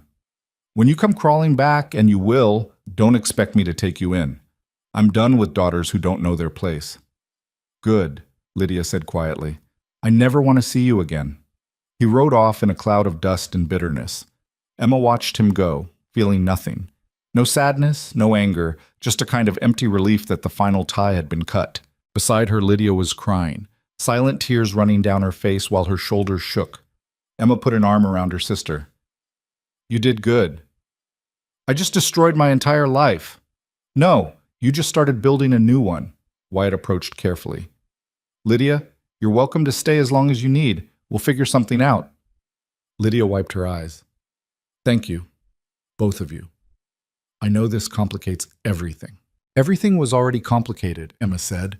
This just makes it more interesting. That evening, James summoned them all to his office. Emma, Wyatt, and Lydia stood before his desk like students called before a headmaster. Well, James said, that was a disaster. It was necessary, Wyatt said. Richard Whitmore will tell everyone in the territory that we're harboring his runaway daughter. He'll poison every business relationship we have. Investors will hear about family chaos and reconsider their commitments. James looked at Emma. This is what happens when you let emotions drive decisions. This is what happens when you stop treating people like property, Emma shot back. Yes, it's messy. Yes, it creates problems. But it's the right thing to do. Right doesn't pay debts. Right doesn't expand operations. Right doesn't build empires? Emma interrupted. Maybe not, but it builds something that lasts longer than money. James studied her for a long moment. You actually believe that? I do. Then you're naive. He turned to Lydia. Can you work, or are you just another mouth to feed? Lydia straightened her spine. I can learn. Whatever you need me to do, I'll learn. Bookkeeping, James said. We need someone to organize the accounts, track expenses, manage payroll. It's tedious work that requires attention to detail and no physical strength. Think you can handle it? Yes, sir. You'll work with Maria. She'll teach you the household accounts first, then move you to ranch operations. James's expression didn't soften. You make mistakes, you're gone. You cause trouble, you're gone. You prove to be useless, you're gone. Understood? Understood. After Lydia left, James poured himself a whiskey. You two are going to be the death of this ranch. Or its salvation, Wyatt said. Depends on your perspective. My perspective says we're now enemies of the Whitmore family, harboring a runaway, and inviting gossip from every rancher in Montana. James took a drink. But I suppose we're committed now. We are, Emma said. James looked at her with something that might have been grudging respect. You don't back down, do you? Not when I'm right. And you think you're always right? No. But I know the difference between right and convenient. You taught your son to build an empire. Someone should have taught him when to burn one down instead. James almost smiled. Almost. Get out of my office. Both of you. Outside, Wyatt let out a breath he'd been holding. I think that's the closest thing to approval you'll ever get from him. He still hates me. Yes, but he's starting to respect you. That's different. The following weeks transformed the ranch in subtle ways. Lydia threw herself into bookkeeping with the desperation of someone who needed purpose to survive. She was good at it, meticulous, organized, quick with numbers. Within 2 weeks, she'd identified several accounting errors that had been costing them money. Within a month, she'd reorganized the entire system. Your sister has a mind for finance, James said grudgingly one evening. Surprising. Only if you assumed she was just decorative, Emma said. The meeting with Daniel Henderson happened on a clear morning in late March. Both families gathered at a neutral property, an abandoned line shack halfway between their ranches. Emma, Wyatt, and James represented the Brooks side. Daniel Henderson brought his 2 sons and a lawyer. The water dispute had poisoned relations for years, but the cattle incident had shifted something. Both sides were tired of fighting. Both sides needed resolution more than they needed to win. Emma sat quietly while the men discussed technical details of creek access, seasonal flow rates, historical usage patterns. James presented the Brooks family's position. Daniel countered with Henderson claims. The lawyer took notes and suggested compromise language. After 2 hours of negotiation, they'd made almost no progress. The same arguments in circles, the same positions held rigidly. Finally, Emma spoke up. Can I ask a question? All eyes turned to her. What do both families actually need, not want, need, to survive? Daniel frowned. Access to the creek, especially in summer when other sources dry up. Same, James said. We can't run our herds without reliable water. So you both need the creek, Emma said. But you're fighting over who owns it rather than how to share it. What if ownership doesn't matter? What if you both agree on a usage schedule instead? We tried that, Daniel said. It fell apart when someone violated it and there was no enforcement mechanism, Emma finished. Right, so build enforcement into the agreement. Third-party arbitration for disputes. Penalties for violations. Regular meetings to adjust the schedule based on actual conditions rather than fixed dates that don't account for weather variation. The lawyer looked intrigued. That could work. If both parties agreed to binding arbitration, they negotiated for another 3 hours, but the conversation had shifted. Instead of fighting over ownership, they were building a system both families could live with. Creek access would rotate based on seasonal needs. Both ranches would fund a shared water monitoring system. Disputes would go to an impartial third party agreed upon by both families. It wasn't perfect, but it was workable. When they finally shook hands on the basic framework, Daniel looked at Emma. You've got a good head on your shoulders, Miss Emma. Your father was a fool to let you go. My father didn't let me do anything, Emma said. I left. On the ride back, James was unusually quiet. Finally, he said, That was good work today. Emma nearly fell off her horse. Thank you. Don't let it go to your head. You still have a long way to go before you understand how this business really works. Of course, sir. But Wyatt was grinning. Later, when they were alone, he said, That's the first real compliment I've heard him give anyone in years. He still thinks I'm unsuitable. Probably, but he's starting to think you might be useful. That's better. Spring deepened into the territory, bringing green to the brown hills and hope to operations that had survived another brutal winter. The investment deal moved forward, though at a smaller scale than James had wanted. The Henderson Agreement was formalized with lawyers and witnesses. The ranch settled into a rhythm that felt almost stable. Lydia continued working with the books, slowly building confidence in her own abilities. She still had moments of panic, waking up terrified that father would appear and drag her back. But those moments grew fewer as weeks passed. One evening, Emma found her sister on the cottage porch, watching the sunset paint the mountains gold. You look settled, Emma said. I look trapped in a different way, Lydia corrected. But it's a better trap, one I chose. That's something. Lydia was quiet for a moment. I owe you an apology for how I acted when you were at home. I knew father treated you terribly. I saw it every day. And I said nothing because it benefited me to stay in his good graces. I know. That's all you're going to say? I know? Emma sat beside her. What do you want me to say? That I forgive you? I do. That I understand? I do that too. You were surviving the only way you knew how, same as me. You were braver. I was desperate. That's different from brave. Emma watched the sunset bleed across the sky. But we're both here now. Both building something new. That's what matters. Inside the main house, lights came on against the gathering dark. Emma could see Wyatt moving through the rooms, probably looking for her. James was still in his office, working late as always. Maria was preparing dinner, her shadow passing across kitchen windows. The strange, complicated family that Emma had somehow become part of. Not perfect. Not even particularly comfortable, but real in ways her old life never was. Come on, Emma said to Lydia. Dinner's soon and Maria hates it when we're late. They walked back to the house together, two sisters who'd been divided by a father's favoritism and reunited by his cruelty. The path between the cottage and the main house was worn smooth by their daily passage. Emma wondered if someday she'd look back and see this moment as the beginning of something good, or maybe she'd see it as a beautiful disaster still unfolding. Either way, it was hers. That counted for something. Inside, Wyatt greeted them with news. Letter came from the territorial governor's office. They want to meet about expanding rail service west. They specifically requested you be there, Emma. Me? Why? Something about wanting input from ranchers who actually work their land. Wyatt smiled. Seems your reputation is spreading. James appeared in the doorway of his study. The governor's office doesn't request meetings. They summon. This is politics, which means it's complicated and dangerous. So we'll be careful, Emma said. You don't know how to be careful. You know how to charge in and hope things work out. But James didn't look entirely displeased. Still, it's good for the family's reputation. We'll accept. Later that night, Emma lay in bed listening to the house settle around her.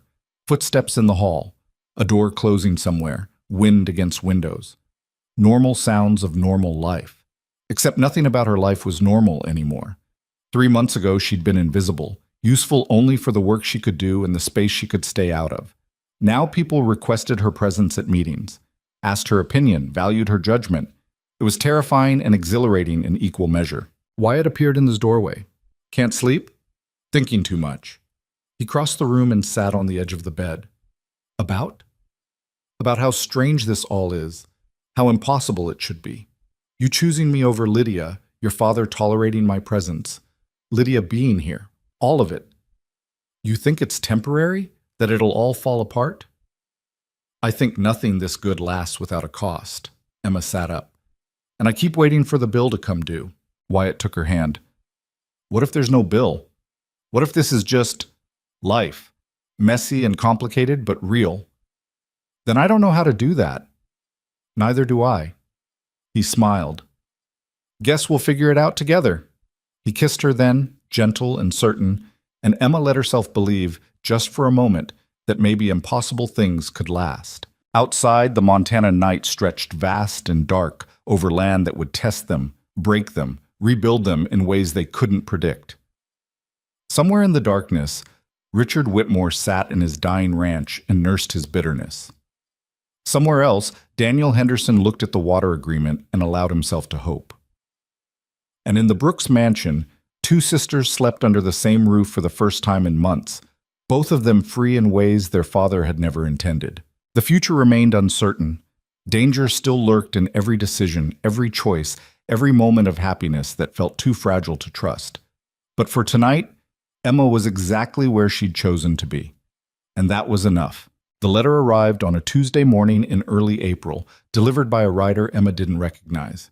Plain envelope, no return address, handed directly to her while she was working in the barn. Someone said to give this to Emma Brooks specifically, the writer said. Nobody else. Emma wiped her hands on her work pants. I'm not Emma Brooks. Not yet, anyway. You're the one who fixed the Henderson water dispute? I helped negotiate it, yes. Then you're who I'm looking for. He handed her the envelope and left before she could ask questions. Inside was a single page, handwritten in script she didn't recognize. Miss Whitmore, you don't know me, but I knew your future mother-in-law, Catherine Brooks. I have information about the Brooks Ranch that you need to see. Meet me at the old Parsons place, 3 miles west of town, tomorrow at noon. Come alone. What I have to show you could destroy the Brooks family or save it. Your choice what you do with the truth. A friend. Emma read it 3 times, her stomach tightening with each pass. This felt like a trap, or blackmail, or some elaborate scheme to pull her away from the ranch and do something terrible. But the mention of Catherine Brooks nagged at her. Wyatt rarely spoke about his mother, and when he did, his voice carried a grief that hadn't healed. Whatever this person claimed to have, it was connected to her somehow.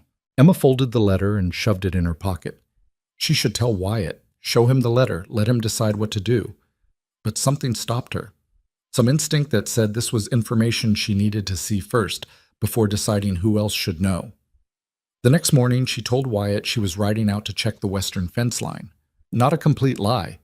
The western fence did need checking, just not at the old Parsons place, and not for the reasons he'd assume. Want company? Wyatt asked. I'll take Tom. You've got that meeting with the lumber supplier. He kissed her forehead. Be careful. Western Range is rough country. I've survived worse. Emma rode out with Tom for the first 2 miles, then told him she wanted to scout ahead alone.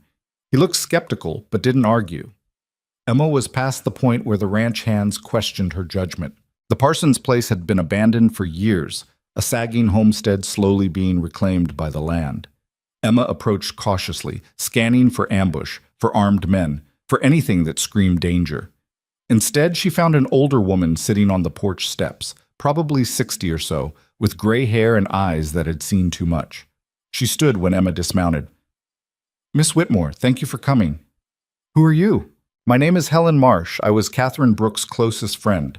We grew up together, stayed close until she died. Helen gestured to the steps. Please, sit. This will take some time to explain. Emma stayed standing, hand near the rifle on her saddle. Explain from there. Smart.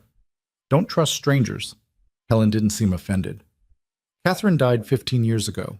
Before she passed, she gave me a collection of letters and documents, made me promise to keep them safe until the right person came along to use them properly. And you think I'm that person? I think you're the first person to enter that family who isn't controlled by James Brooks, which means you might actually do something with the truth instead of burying it. Emma's hand moved away from the rifle. What truth? Helen pulled out a leather satchel, set it on the steps between them.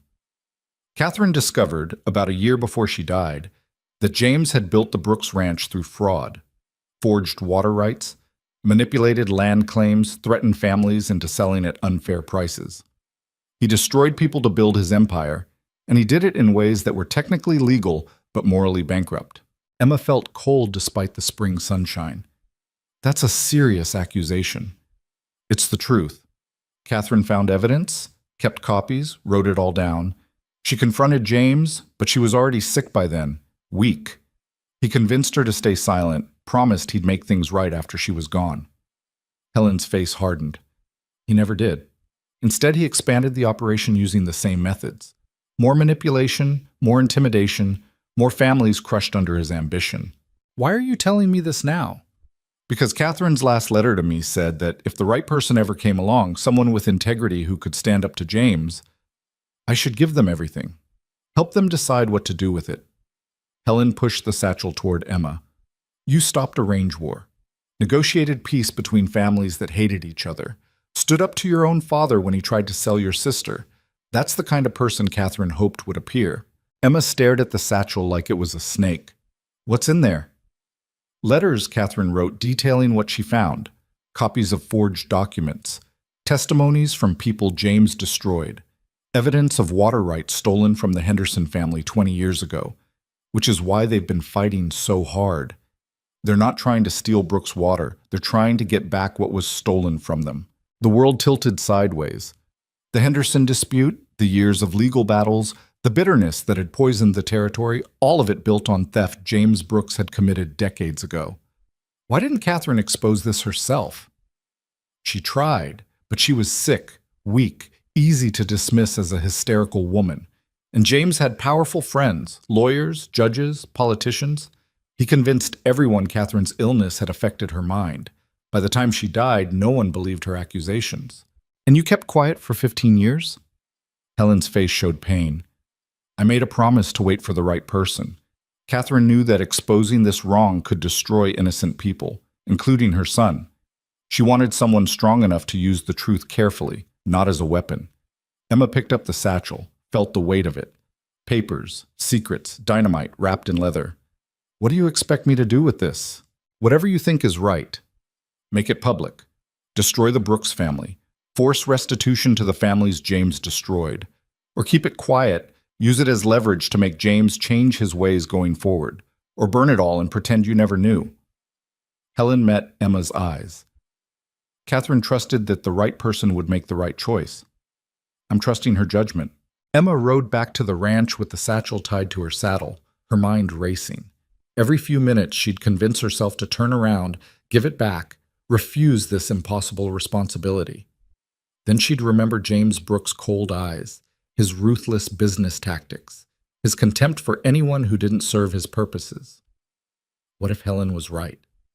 What if the entire Brooks empire was built on stolen land and broken families? And what the hell was Emma supposed to do about it? She hid the satchel in the cottage where Lydia was staying, told her sister not to touch it, and went looking for Wyatt. She found him in the north pasture, working with Tom to move cattle to fresh grazing. How is the fence line? He called. Fine, need to replace a few posts. The lie tasted like ash. Can we talk tonight? After dinner? Something in her voice made him look closer. Everything all right? I don't know yet. That night, after James had retired to his study and Maria had finished cleaning the kitchen, Emma sat Wyatt down in their room and told him everything. The letter, the meeting, Helen Marsh, the satchel full of evidence. Wyatt's face went pale, then red, then pale again. You're saying my father built this ranch through fraud? I'm saying that's what Catherine believed, what she documented before she died. Emma pulled the satchel from where she'd hidden it. I haven't read most of it yet. I wanted you to see it first. They spent the next 3 hours going through the contents. Letters in Catherine's careful handwriting, describing what she'd discovered. Copies of land documents with obvious forgeries in the signatures. Testimonies from families who'd been pressured into selling at unfair prices or losing access to water that was rightfully theirs. A detailed account of how James had manipulated the original Henderson water agreement, changing terms after it was signed to favor Brooks' interests. By midnight, Wyatt looked like he'd aged 10 years. This can't be real, he said, but his voice held no conviction. Do you recognize your mother's handwriting? Yes? Then it's real. Emma sat beside him on the floor, surrounded by evidence of corruption. The question is what we do about it. We have to tell my father, confront him. And if he denies it, destroys the evidence, uses his influence to bury it again, Wyatt's hands were shaking. This is my mother's legacy. Proof she wasn't crazy, wasn't hysterical, proof she saw the truth and tried to stop it. I know. If we expose this, we destroy the ranch. Everything my father built, every alliance, every investment, gone. The Brooks name becomes synonymous with fraud. Yes. But if we stay silent, we're complicit. We're letting him continue profiting from what he stole. Wyatt looked at Emma with desperate eyes. What would you do? Emma thought about her father, about the ranch he'd destroyed through greed and bad judgment, about the way Richard Whitmore had blamed everyone but himself for his failures, about how corruption, left unchecked, only grew stronger. I think we confront your father, she said. Show him the evidence, demand he make restitution to the families he damaged, force him to rebuild this ranch honestly or watch it burn. He'll fight us, probably, but he might also be tired of carrying this secret. Your mother's death destroyed something in him. You said so yourself. Maybe part of that destruction was guilt. Wyatt gathered up the documents with shaking hands. We do this tomorrow, together. They barely slept. Emma lay awake imagining every possible outcome, most of them catastrophic. James Brooks was not a man who accepted blame gracefully. This confrontation could end with them thrown off the ranch, disowned, possibly worse. But the alternative was living with the knowledge that everything around them was built on stolen land and broken promises. Morning came too fast. They found James in his office, reviewing contracts. He looked up when they entered, immediately sensing trouble. This looks serious. It is. Wyatt set the satchel on the desk. We need to talk about how you built this ranch. James's face went carefully blank. Excuse me? About the water rights you stole from the Hendersons. The land claims you forged, the families you destroyed. Emma's voice was steady. Your wife knew. She documented everything before she died. For a long moment, James didn't move.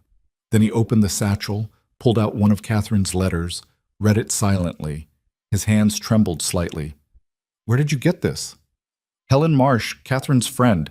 She's been holding it for 15 years, waiting for the right person to use it. James set down the letter carefully. And you think you're that person? I think I'm someone who won't let this continue, Emma said. The Henderson water dispute exists because you stole their rights 20 years ago. The families you pressured into selling deserve compensation. The people you manipulated deserve truth. You have no idea what you're talking about. But James's voice lacked its usual force. Building something in this territory required hard decisions, difficult choices. Fraud isn't a hard decision, Wyatt said. It's theft. And you built our entire legacy on it. James stood abruptly. Your mother was sick when she wrote these, confused. I tried to help her, but she... Don't. Wyatt's voice cracked. Don't you dare use her illness to dismiss this. She wasn't confused. She saw what you were, and it broke her heart. James flinched like he'd been struck. Here's what's going to happen, Emma said, stepping forward. You're going to make this right. Return the water rights to the Hendersons. Compensate the families you destroyed. Renegotiate the land agreements honestly. That would bankrupt us. Then we'll be bankrupt honestly instead of wealthy through fraud. You self-righteous little... James caught himself. You think you understand this business? This territory? I built an empire from nothing. I gave Wyatt a future. I created something that lasts. You created something built on other people's suffering, Emma said. That's not a legacy. That's a curse. James looked at his son. Wyatt, you can't possibly support this madness. Wyatt met his father's eyes. I support honesty, something you should have taught me instead of teaching me how to manipulate and intimidate. I taught you how to survive. You taught me how to become you, and I won't do it. Wyatt's voice was quiet but final. We fix this, Father. All of it. Or I walk away and take Emma with me, and you can watch your empire collapse alone. The threat hung in the air. James had built everything for Wyatt, to pass on to Wyatt, to create a dynasty through Wyatt. Without his son, none of it had meaning. You'd throw away everything I built? In a heartbeat, if it's built on lies. James sank back into his chair, suddenly looking older than Emma had ever seen him. For a long moment, he just stared at the document spread across his desk, evidence of his crimes, written in his dead wife's hand. She hated me at the end, he said quietly. Catherine. She looked at me like I was a stranger, like I'd become someone she didn't recognize. You had, Wyatt said. I was trying to build something strong, something that would protect our family, give you opportunities, create security. James's voice cracked. I never meant to become this. Emma felt a flicker of something almost like sympathy. Almost. Then stop being this. Choose differently. It's too late. The damage is done. It's never too late to stop doing more damage, Emma said. You can't undo the past, but you can stop repeating it. James was silent for a long time. Outside, the ranch continued its daily operations. Men working, cattle moving, the machinery of empire grinding forward on its foundation of fraud. Finally, James spoke. If I do this, make restitution, return rights, compensate families, we lose half our land. Maybe more. The investors will pull out. We'll be reduced to a fraction of what we are. But we'll be honest, Wyatt said. Honest and poor. Better than wealthy and corrupt. James laughed bitterly. You sound like your mother. She said the same thing. He pulled Catherine's letter close, reading it again. She asked me, right before she died, if I was proud of what I'd built. If I could look at our son and honestly say I'd created something worth inheriting. What did you tell her? Emma asked. I told her yes. I told her everything I'd done was for our family. James's eyes were wet. She died believing I was a monster, and maybe she was right. Wyatt circled the desk, knelt beside his father's chair. You're not a monster. You're a man who made terrible choices and can still make better ones. That's not too late, Father. It's not. The Hendersons will crucify me when they find out the truth. Maybe, Emma said. Or maybe they'll respect that you finally admitted it and tried to make amends. Either way, it's better than continuing the lie. James looked at Emma with something that might have been respect. You're the most dangerous person I've ever met. You actually believe people can change. I've seen it happen. Then you're naive, or I'm right and you're afraid. Emma held his gaze. Your wife believed in doing the right thing even when it cost everything. Honor her by proving she didn't die ashamed of you. That was the blow that landed. James closed his eyes, hands clenched on the arms of his chair. When he opened them again, something had shifted. All right, he said. We do this. But we do it carefully, strategically. I won't let this ranch be destroyed in the process of fixing my mistakes. Fair enough, Wyatt said. The next 2 weeks were brutal. James personally contacted Daniel Henderson and requested a private meeting. Emma and Wyatt insisted on being present, expecting fury, accusations, possibly violence. Instead, Daniel listened as James explained the truth, showed him the original documents, the forgeries, the evidence of theft, admitted that the water dispute had never been legitimate, that Henderson claims had been valid all along. Daniel sat in silence for a long time after James finished. You're telling me I've been right for 20 years? That my father was right and my grandfather before him? Yes, James said. I stole your family's water rights, manipulated documents, paid off officials, and then I used my influence to make you look like the aggressor when you fought back. Why are you telling me this now? Because my wife documented it all before she died. Because my son and his future wife won't let me continue profiting from it. Because I'm tired of being the man Catherine died hating. Daniel studied James with hard eyes. You destroyed my family's reputation, cost us legal fees we couldn't afford. Made us look like thieves when we were the ones being robbed. I know. Sorry doesn't fix that. No, but restitution might. James slid across a document. Full water rights returned to Henderson property. Compensation for 20 years of lost access. A public statement acknowledging my fraud and your family's legitimate claims. Daniel read the document carefully. This is half your water access. Yes. You'll struggle to support your herd. Then we'll reduce the herd, or find other water sources, or figure it out. James met Daniel's eyes. This is what I owe you, what my family owes yours. Why should I believe this isn't another scheme? Emma spoke up. Because we're witnesses. Wyatt and I won't let him back out. If he tries to manipulate this agreement, we'll expose everything publicly. Your family gets justice, or the Brooks family gets destroyed. Those are the only options. Daniel looked at her. You're the one who negotiated our truce. I am. And now you're forcing your future father-in-law to admit he's a fraud? I'm forcing him to stop being one. There's a difference. Daniel almost smiled. You married a hell of a woman, Wyatt. Don't I know it, Wyatt said. The agreement was signed with lawyers present. Daniel took the water rights and the compensation, but refused to publicly humiliate James. Your wife already paid the price for your crimes, Daniel said. No point making your son pay again. But if you ever try something like this again, I'll bury you and enjoy doing it. Understood, James said.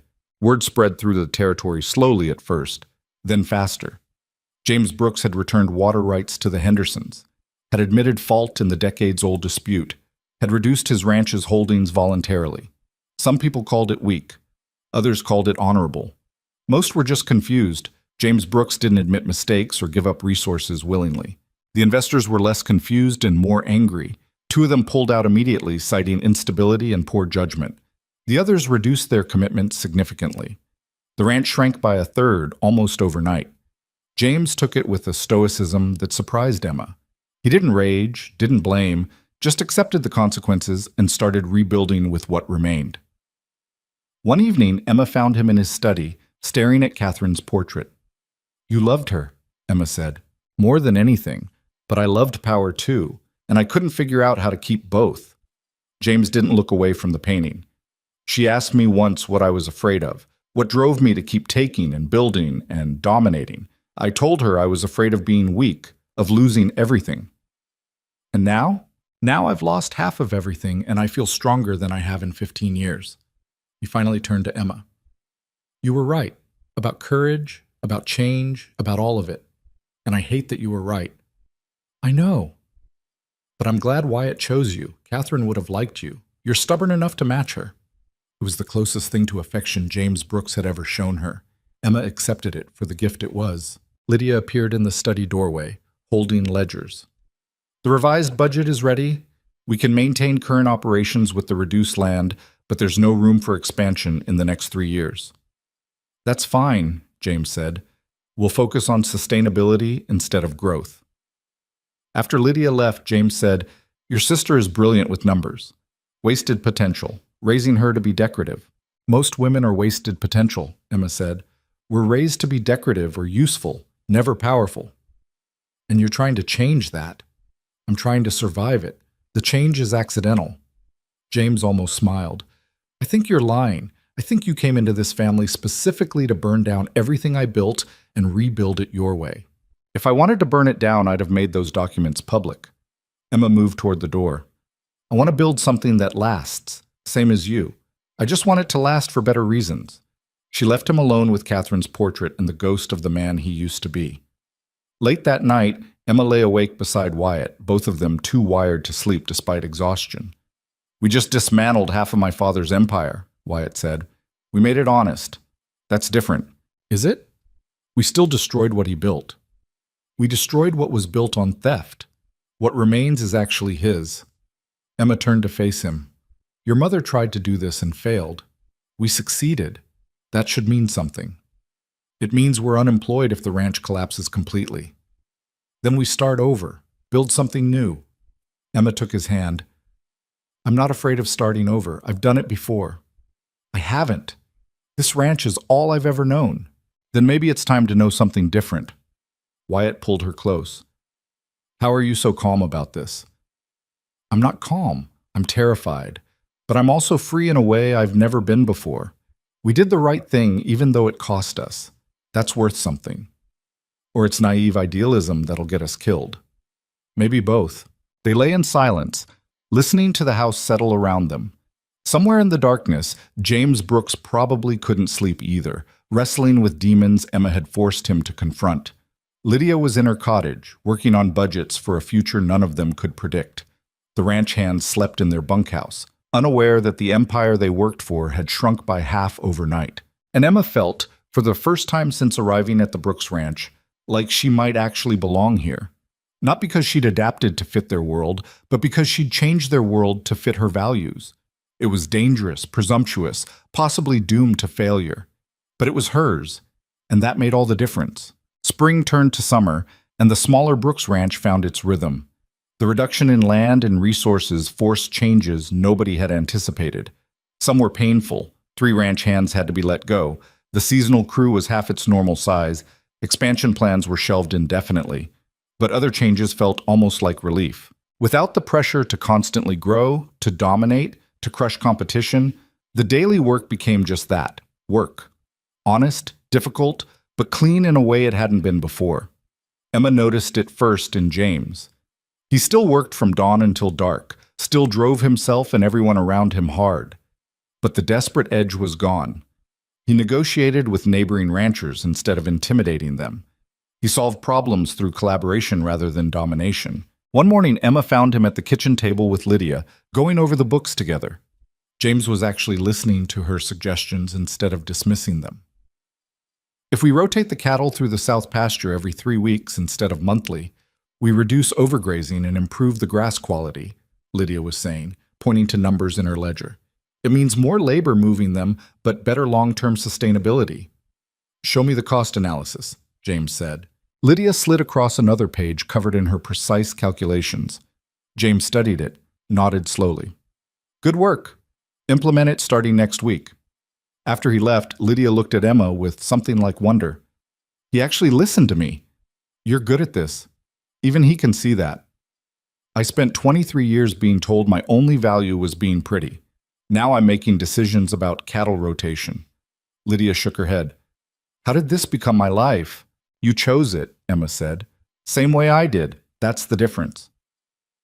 The wedding was planned for late June, smaller than James had originally wanted, but more meaningful than a spectacle designed to impress investors.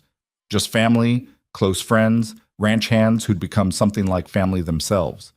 No fancy dress imported from back east, no orchestra, no performance of wealth and status. Emma wore a simple white dress Maria had helped her alter from something found in Catherine's old wardrobe. It felt right somehow, wearing something that had belonged to Wyatt's mother, like Catherine's blessing on a marriage that had started as rebellion and transformed into something genuine. The ceremony took place on the front lawn of the main house, under cottonwood trees that had witnessed 30 years of Brooks family history.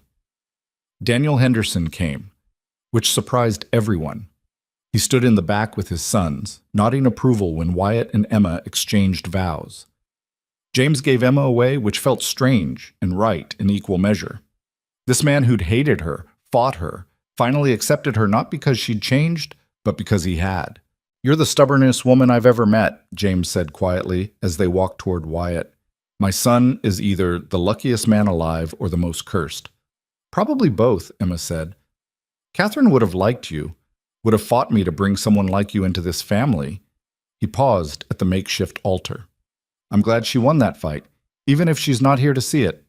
He placed Emma's hand in Wyatt's and stepped back, eyes wet in a way Emma had never seen before.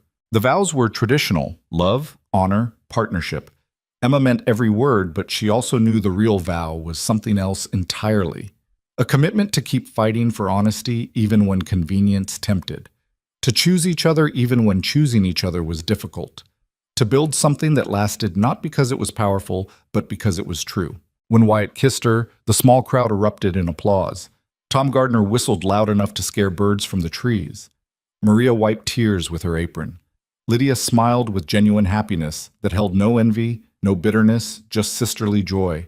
And Emma thought, just for a moment, that maybe impossible things could work out after all. The reception was barbecue and dancing, informal and loud and perfect. Ranch hands mixed with neighbors, old feuds temporarily forgotten in favor of celebration. Even Daniel Henderson raised a glass to toast the couple. To Wyatt and Emma, Daniel said, may they build something better than what came before. Here's hoping they're smarter than we were, James added, and the two former enemies clinked glasses. Later, when the sun was setting and most guests had drifted away, Emma found herself on the porch with Lydia. Her sister had changed, no longer the polished perfection their father had demanded, but something more real. Hair pulled back practically, dress chosen for comfort rather than display, hands ink-stained from hours of bookkeeping. You look happy, Lydia said. I am, terrified, but happy. That seems to be your permanent state. Emma laughed. Fair assessment. She looked at her sister. What about you? You happy? Lydia considered the question seriously.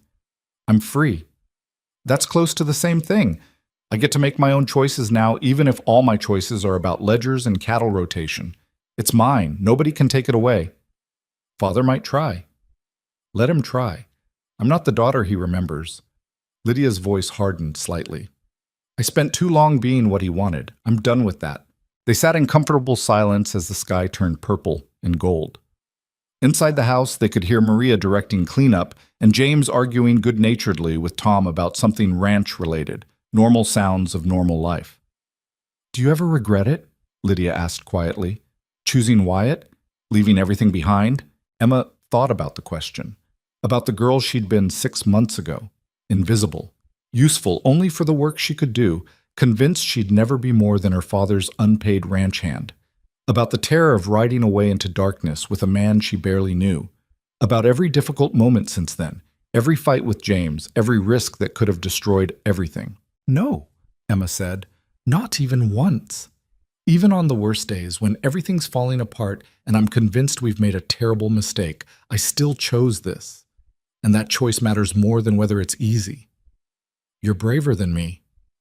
I'm more desperate than you. There's a difference. Emma squeezed her sister's hand.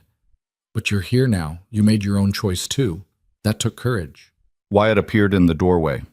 Wife, are you planning to spend our wedding night talking to your sister, or can I steal you away? Emma stood, smiling. Depends. Where are you stealing me to?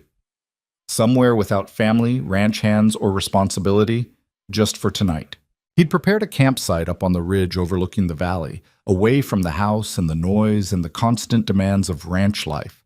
Just a tent, blankets, a small fire, and the vast Montana sky spreading out above them like eternity. They lay together watching stars appear one by one, not talking much, just existing in the same space without pressure to be anything other than themselves. I never thought I'd get here, Wyatt said finally. Married to someone I actually want to spend my life with. Running a ranch that's honest instead of powerful. Having a relationship with my father that isn't just fear and obligation. You could have had all that with Lydia, Emma said. Well, maybe not the honest ranch part, but the marriage, the family approval. No. Lydia would have been exactly what my father wanted, which means eventually I would have become exactly what he was. Ruthless, isolated, married to someone who feared me instead of challenged me. He turned to look at her. You make me better. You make me want to be better. That's worth every difficult moment. Even when I force you to dismantle half your inheritance? Especially then. They made love slowly, carefully, learning each other in ways their chaotic courtship hadn't allowed. And afterward, lying tangled together under stars that had witnessed centuries of human struggle, Emma felt something settle in her chest. Not peace exactly. Life on a ranch never promised peace, but a kind of rightness. A sense that she was finally where she belonged. Summer progressed with the relentless heat that defined Montana's high season. The reduced herd thrived on better managed grazing. The water-sharing agreement with the Hendersons worked better than anyone expected. Lydia's organizational systems transformed the ranch's operations from chaotic to streamlined. And slowly, grudgingly, James Brooks transformed from an empire builder into something almost like a partner. He still made unilateral decisions sometimes, still fell back on old habits of intimidation and control. But Emma and Wyatt had learned how to push back, and increasingly James listened instead of steamrolling. One afternoon in late July, Emma was working in the barn when a rider approached, not someone she recognized. Young man, maybe 20, wearing a suit that looked uncomfortable in the heat. "I'm looking for Emma Brooks," he said. "That's me. I'm a clerk from the Territorial Land Office. We've received a filing from Richard Whitmore claiming you and your sister stole property from him when you left his ranch. Horses, tack, personal items. He's demanding either their return or compensation." Emma felt ice in her stomach despite the heat. What kind of property? The clerk consulted his notes. 2 horses, a bay mare named Rosie, and a gray gelding. Saddles, riding equipment, and various household items. Total value claimed at $800. "Rosie was my horse. I raised her from a foal. The tack was mine, bought with money I earned. Do you have documentation of purchase?" Emma stared at him. "I'm a ranch hand. I worked for my father without pay my entire life. I didn't get receipts for the horse I raised or the equipment I needed to do unpaid labor." "Then legally, anything on his property belongs to him. You'd need to prove ownership or pay compensation." The clerk looked uncomfortable. "I'm required to inform you that failure to respond could result in legal action." After he left, Emma stood in the barn feeling rage build in her chest. Her father couldn't control her anymore, couldn't sell her, couldn't dictate her life. So now he'd found another way to hurt her, through the law, through claims of theft, through anything that might drag her back into his sphere of influence. She found Wyatt in the north pasture and explained the situation. His face darkened. "He's doing this to force contact, to make you acknowledge him." "I know. We'll pay it. $800 to make him go away." "That's not the point." Emma's hands clenched. "Rosie is mine. She was given to me when I was 15 years old. I've cared for her, trained her, worked her for 11 years. She's mine, and he knows it." "Can you prove it? To a judge?" "Probably not. I was his daughter, living on his property. Legally, everything there belonged to him." Emma felt tears of frustration. "He's doing this because I'm finally happy, because I built something without him, because I got away." Wyatt pulled her close.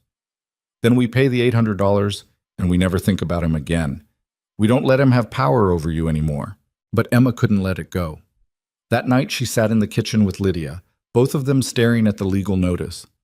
"He took your horse," Lydia said quietly. "After everything else, he took your horse. And he'll keep taking until there's nothing left to take. That's who he is. We could fight it, hire a lawyer, drag it through court. With what money? With what time? He wants me distracted, fighting, pulled back into his world, even if it's just through legal battles." Emma crumpled the notice.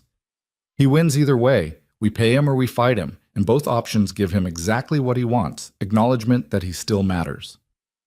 "So what do we do?" Emma thought about it for a long time. Then she stood. "I'm going to see him, one last time. End this face-to-face instead of through lawyers and land office clerks. Emma, that's exactly what he wants.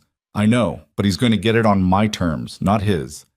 Wyatt tried to talk her out of it. James actually ordered her not to go. But Emma saddled a horse the next morning and rode toward the Whitmore ranch alone, carrying nothing but determination and a small bag. The property looked worse than she remembered. Fences sagging, buildings in disrepair, cattle thin and scattered across overgrazed pasture. Richard Whitmore had destroyed what remained after Emma and Lydia left, drinking and raging instead of working. She found him on the porch, bottle in hand, looking 10 years older than the last time she'd seen him. "So you came," he said, words slightly slurred. "Knew you would eventually." "I came to end this." Emma dismounted. "Not to beg, not to apologize, not to let you drag me back into your bitterness. To end it. You took my property. I took a horse you gave me 11 years ago and equipment I earned through a decade of unpaid labor. You want to call that theft? Fine, here." She threw the bag at his feet. $800. Every cent Wyatt and I had saved for winter supplies. Take it and leave me alone." Richard looked at the money, then at Emma. "You think this is about money?" "I think this is about control. About punishing me for choosing my own life instead of the one you planned. About making sure I never forget that you still have power to hurt me. You destroyed this family." "You destroyed this family," Emma interrupted. "You treated your daughters like assets instead of people. You sold Lydia to the highest bidder and worked me like unpaid labor. You drove both of us away through your own cruelty. And now you're sitting here drinking yourself to death because you can't admit that you're the problem. I gave you everything. You gave me nothing. Not love, not respect, not even basic human decency. And I'm done letting you pretend otherwise. Emma's voice was steady, final. Take the money. Keep the horse if that makes you feel powerful. But this is the last time we speak. The last time I acknowledge you exist. After today, you're dead to me. Richard stood unsteadily. You can't just walk away. Watch me. Emma climbed back on her horse. I've built a life without you. A family that actually values me. A future that doesn't include your bitterness poisoning everything good. You can drink yourself to death in this falling apart ranch and I won't care because you stopped being my father the moment you started treating me like property. Emma ishi dampam matim mama. No. You don't get to say my name anymore. You don't get to claim any connection to who I've become. I'm not your daughter. I'm not your property. I'm not your anything. She looked down at him from horseback, this man who'd controlled her entire childhood and adolescence and felt absolutely nothing. Goodbye, Father. I hope you find whatever it is you're looking for at the bottom of that bottle. She rode away without looking back. Behind her, Richard Whitmore stood on his porch holding $800 that wouldn't save his ranch or his soul, watching his daughter disappear for the final time. Emma cried on the ride back, but not from sadness, from relief, from the physical release of cutting the last tie to a man who'd never deserved her loyalty, from the freedom of finally, completely being done. When she arrived back at the Brooks Ranch, Wyatt was waiting in the yard. How did it go? It's over. Emma dismounted, let him catch her when her legs felt unsteady. I gave him the money, told him to leave us alone, and cut him off completely. He's dead to me now, actually dead, not just legally. Are you okay? I'm free. And saying it out loud made it real. I'm completely, finally free. August brought the investors back. Not all of them, but enough. Gerald and Marcus arrived with a proposal. They'd been watching the Brooks Ranch carefully over the past months, seeing how the reduced operation functioned, evaluating whether James Brooks's newfound honesty was genuine or performance. The meeting took place in the dining room where Emma had once challenged James's expansion plans in front of these same men. We've consulted with several ranching experts, Gerald said, reviewed your revised operations, spoken with neighboring ranchers, including Daniel Henderson.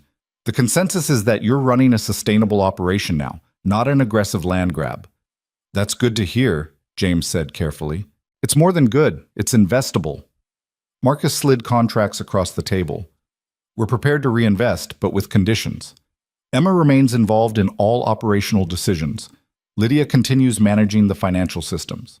And you, James, agree to monthly oversight meetings where we review practices and ensure nothing returns to the old methods. James bristled.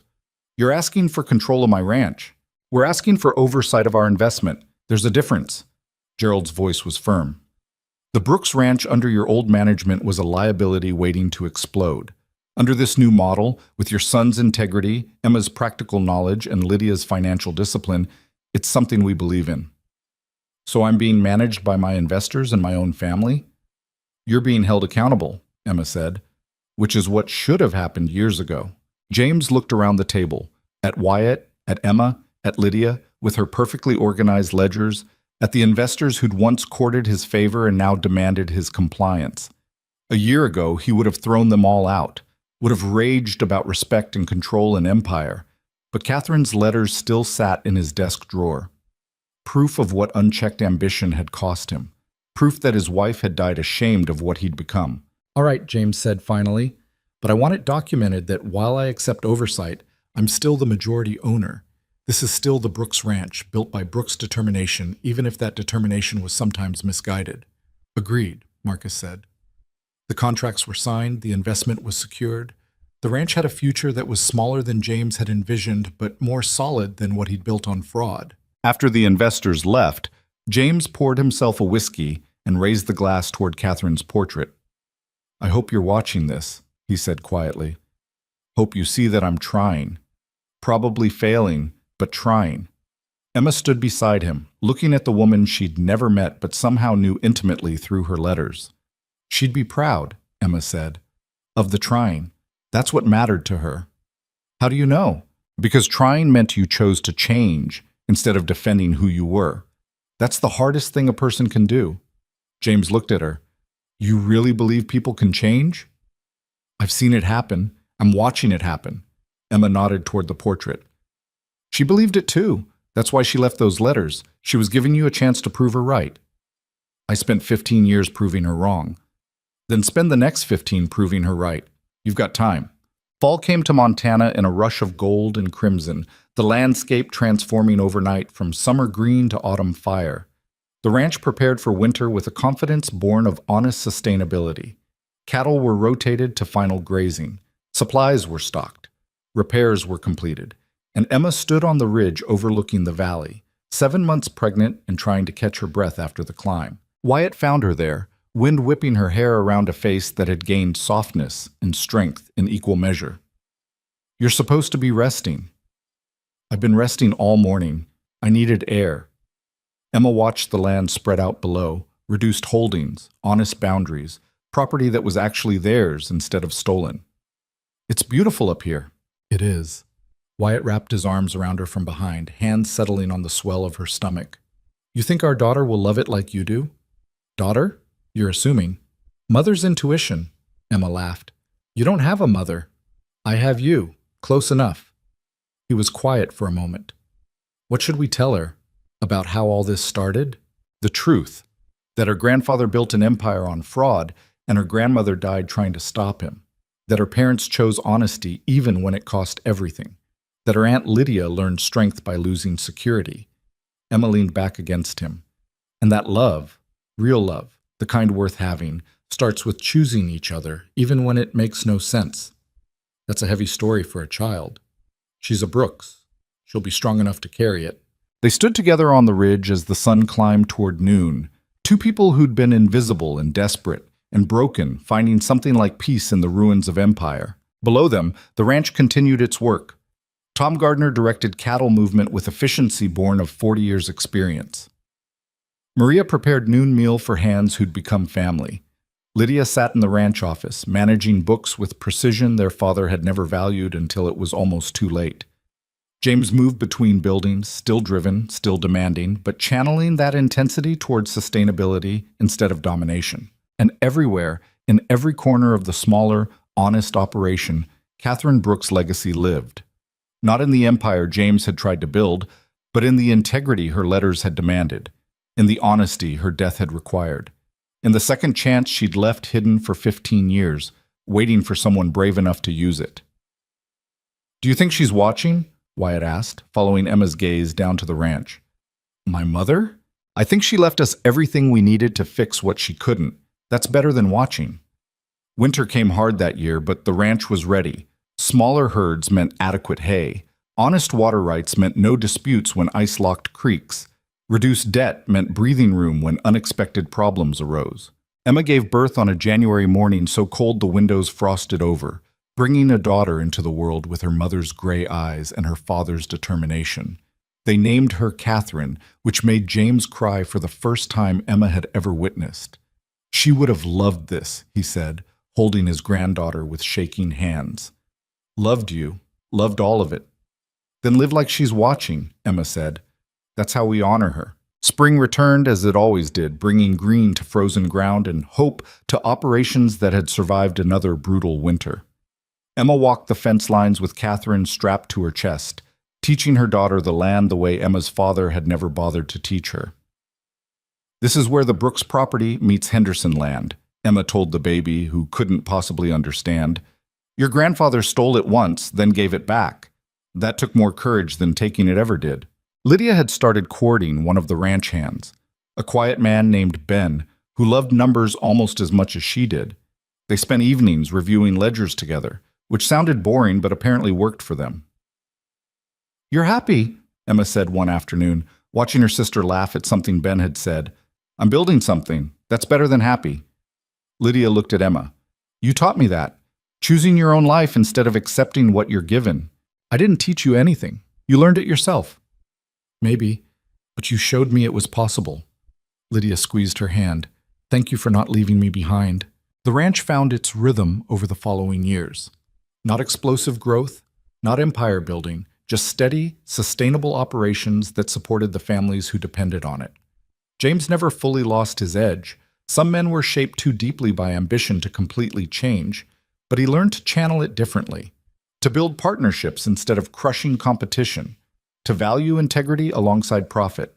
He taught Catherine to ride when she was 4, patient in ways he'd never been with Wyatt. Maybe because he'd learned, finally, that some legacies were worth more than land and cattle, that being remembered with love mattered more than being remembered with fear. On Catherine's 5th birthday, Emma stood in the same spot where Wyatt had first chosen her, on that hillside overlooking the ranch that had seemed so foreign and intimidating. Now it felt like home, messy, complicated, built on honest mistakes instead of successful fraud. Happy? Wyatt asked, appearing beside her with their daughter on his shoulders. Emma thought about the question, about the girl she'd been, invisible, useful only for work, convinced she'd never matter to anyone.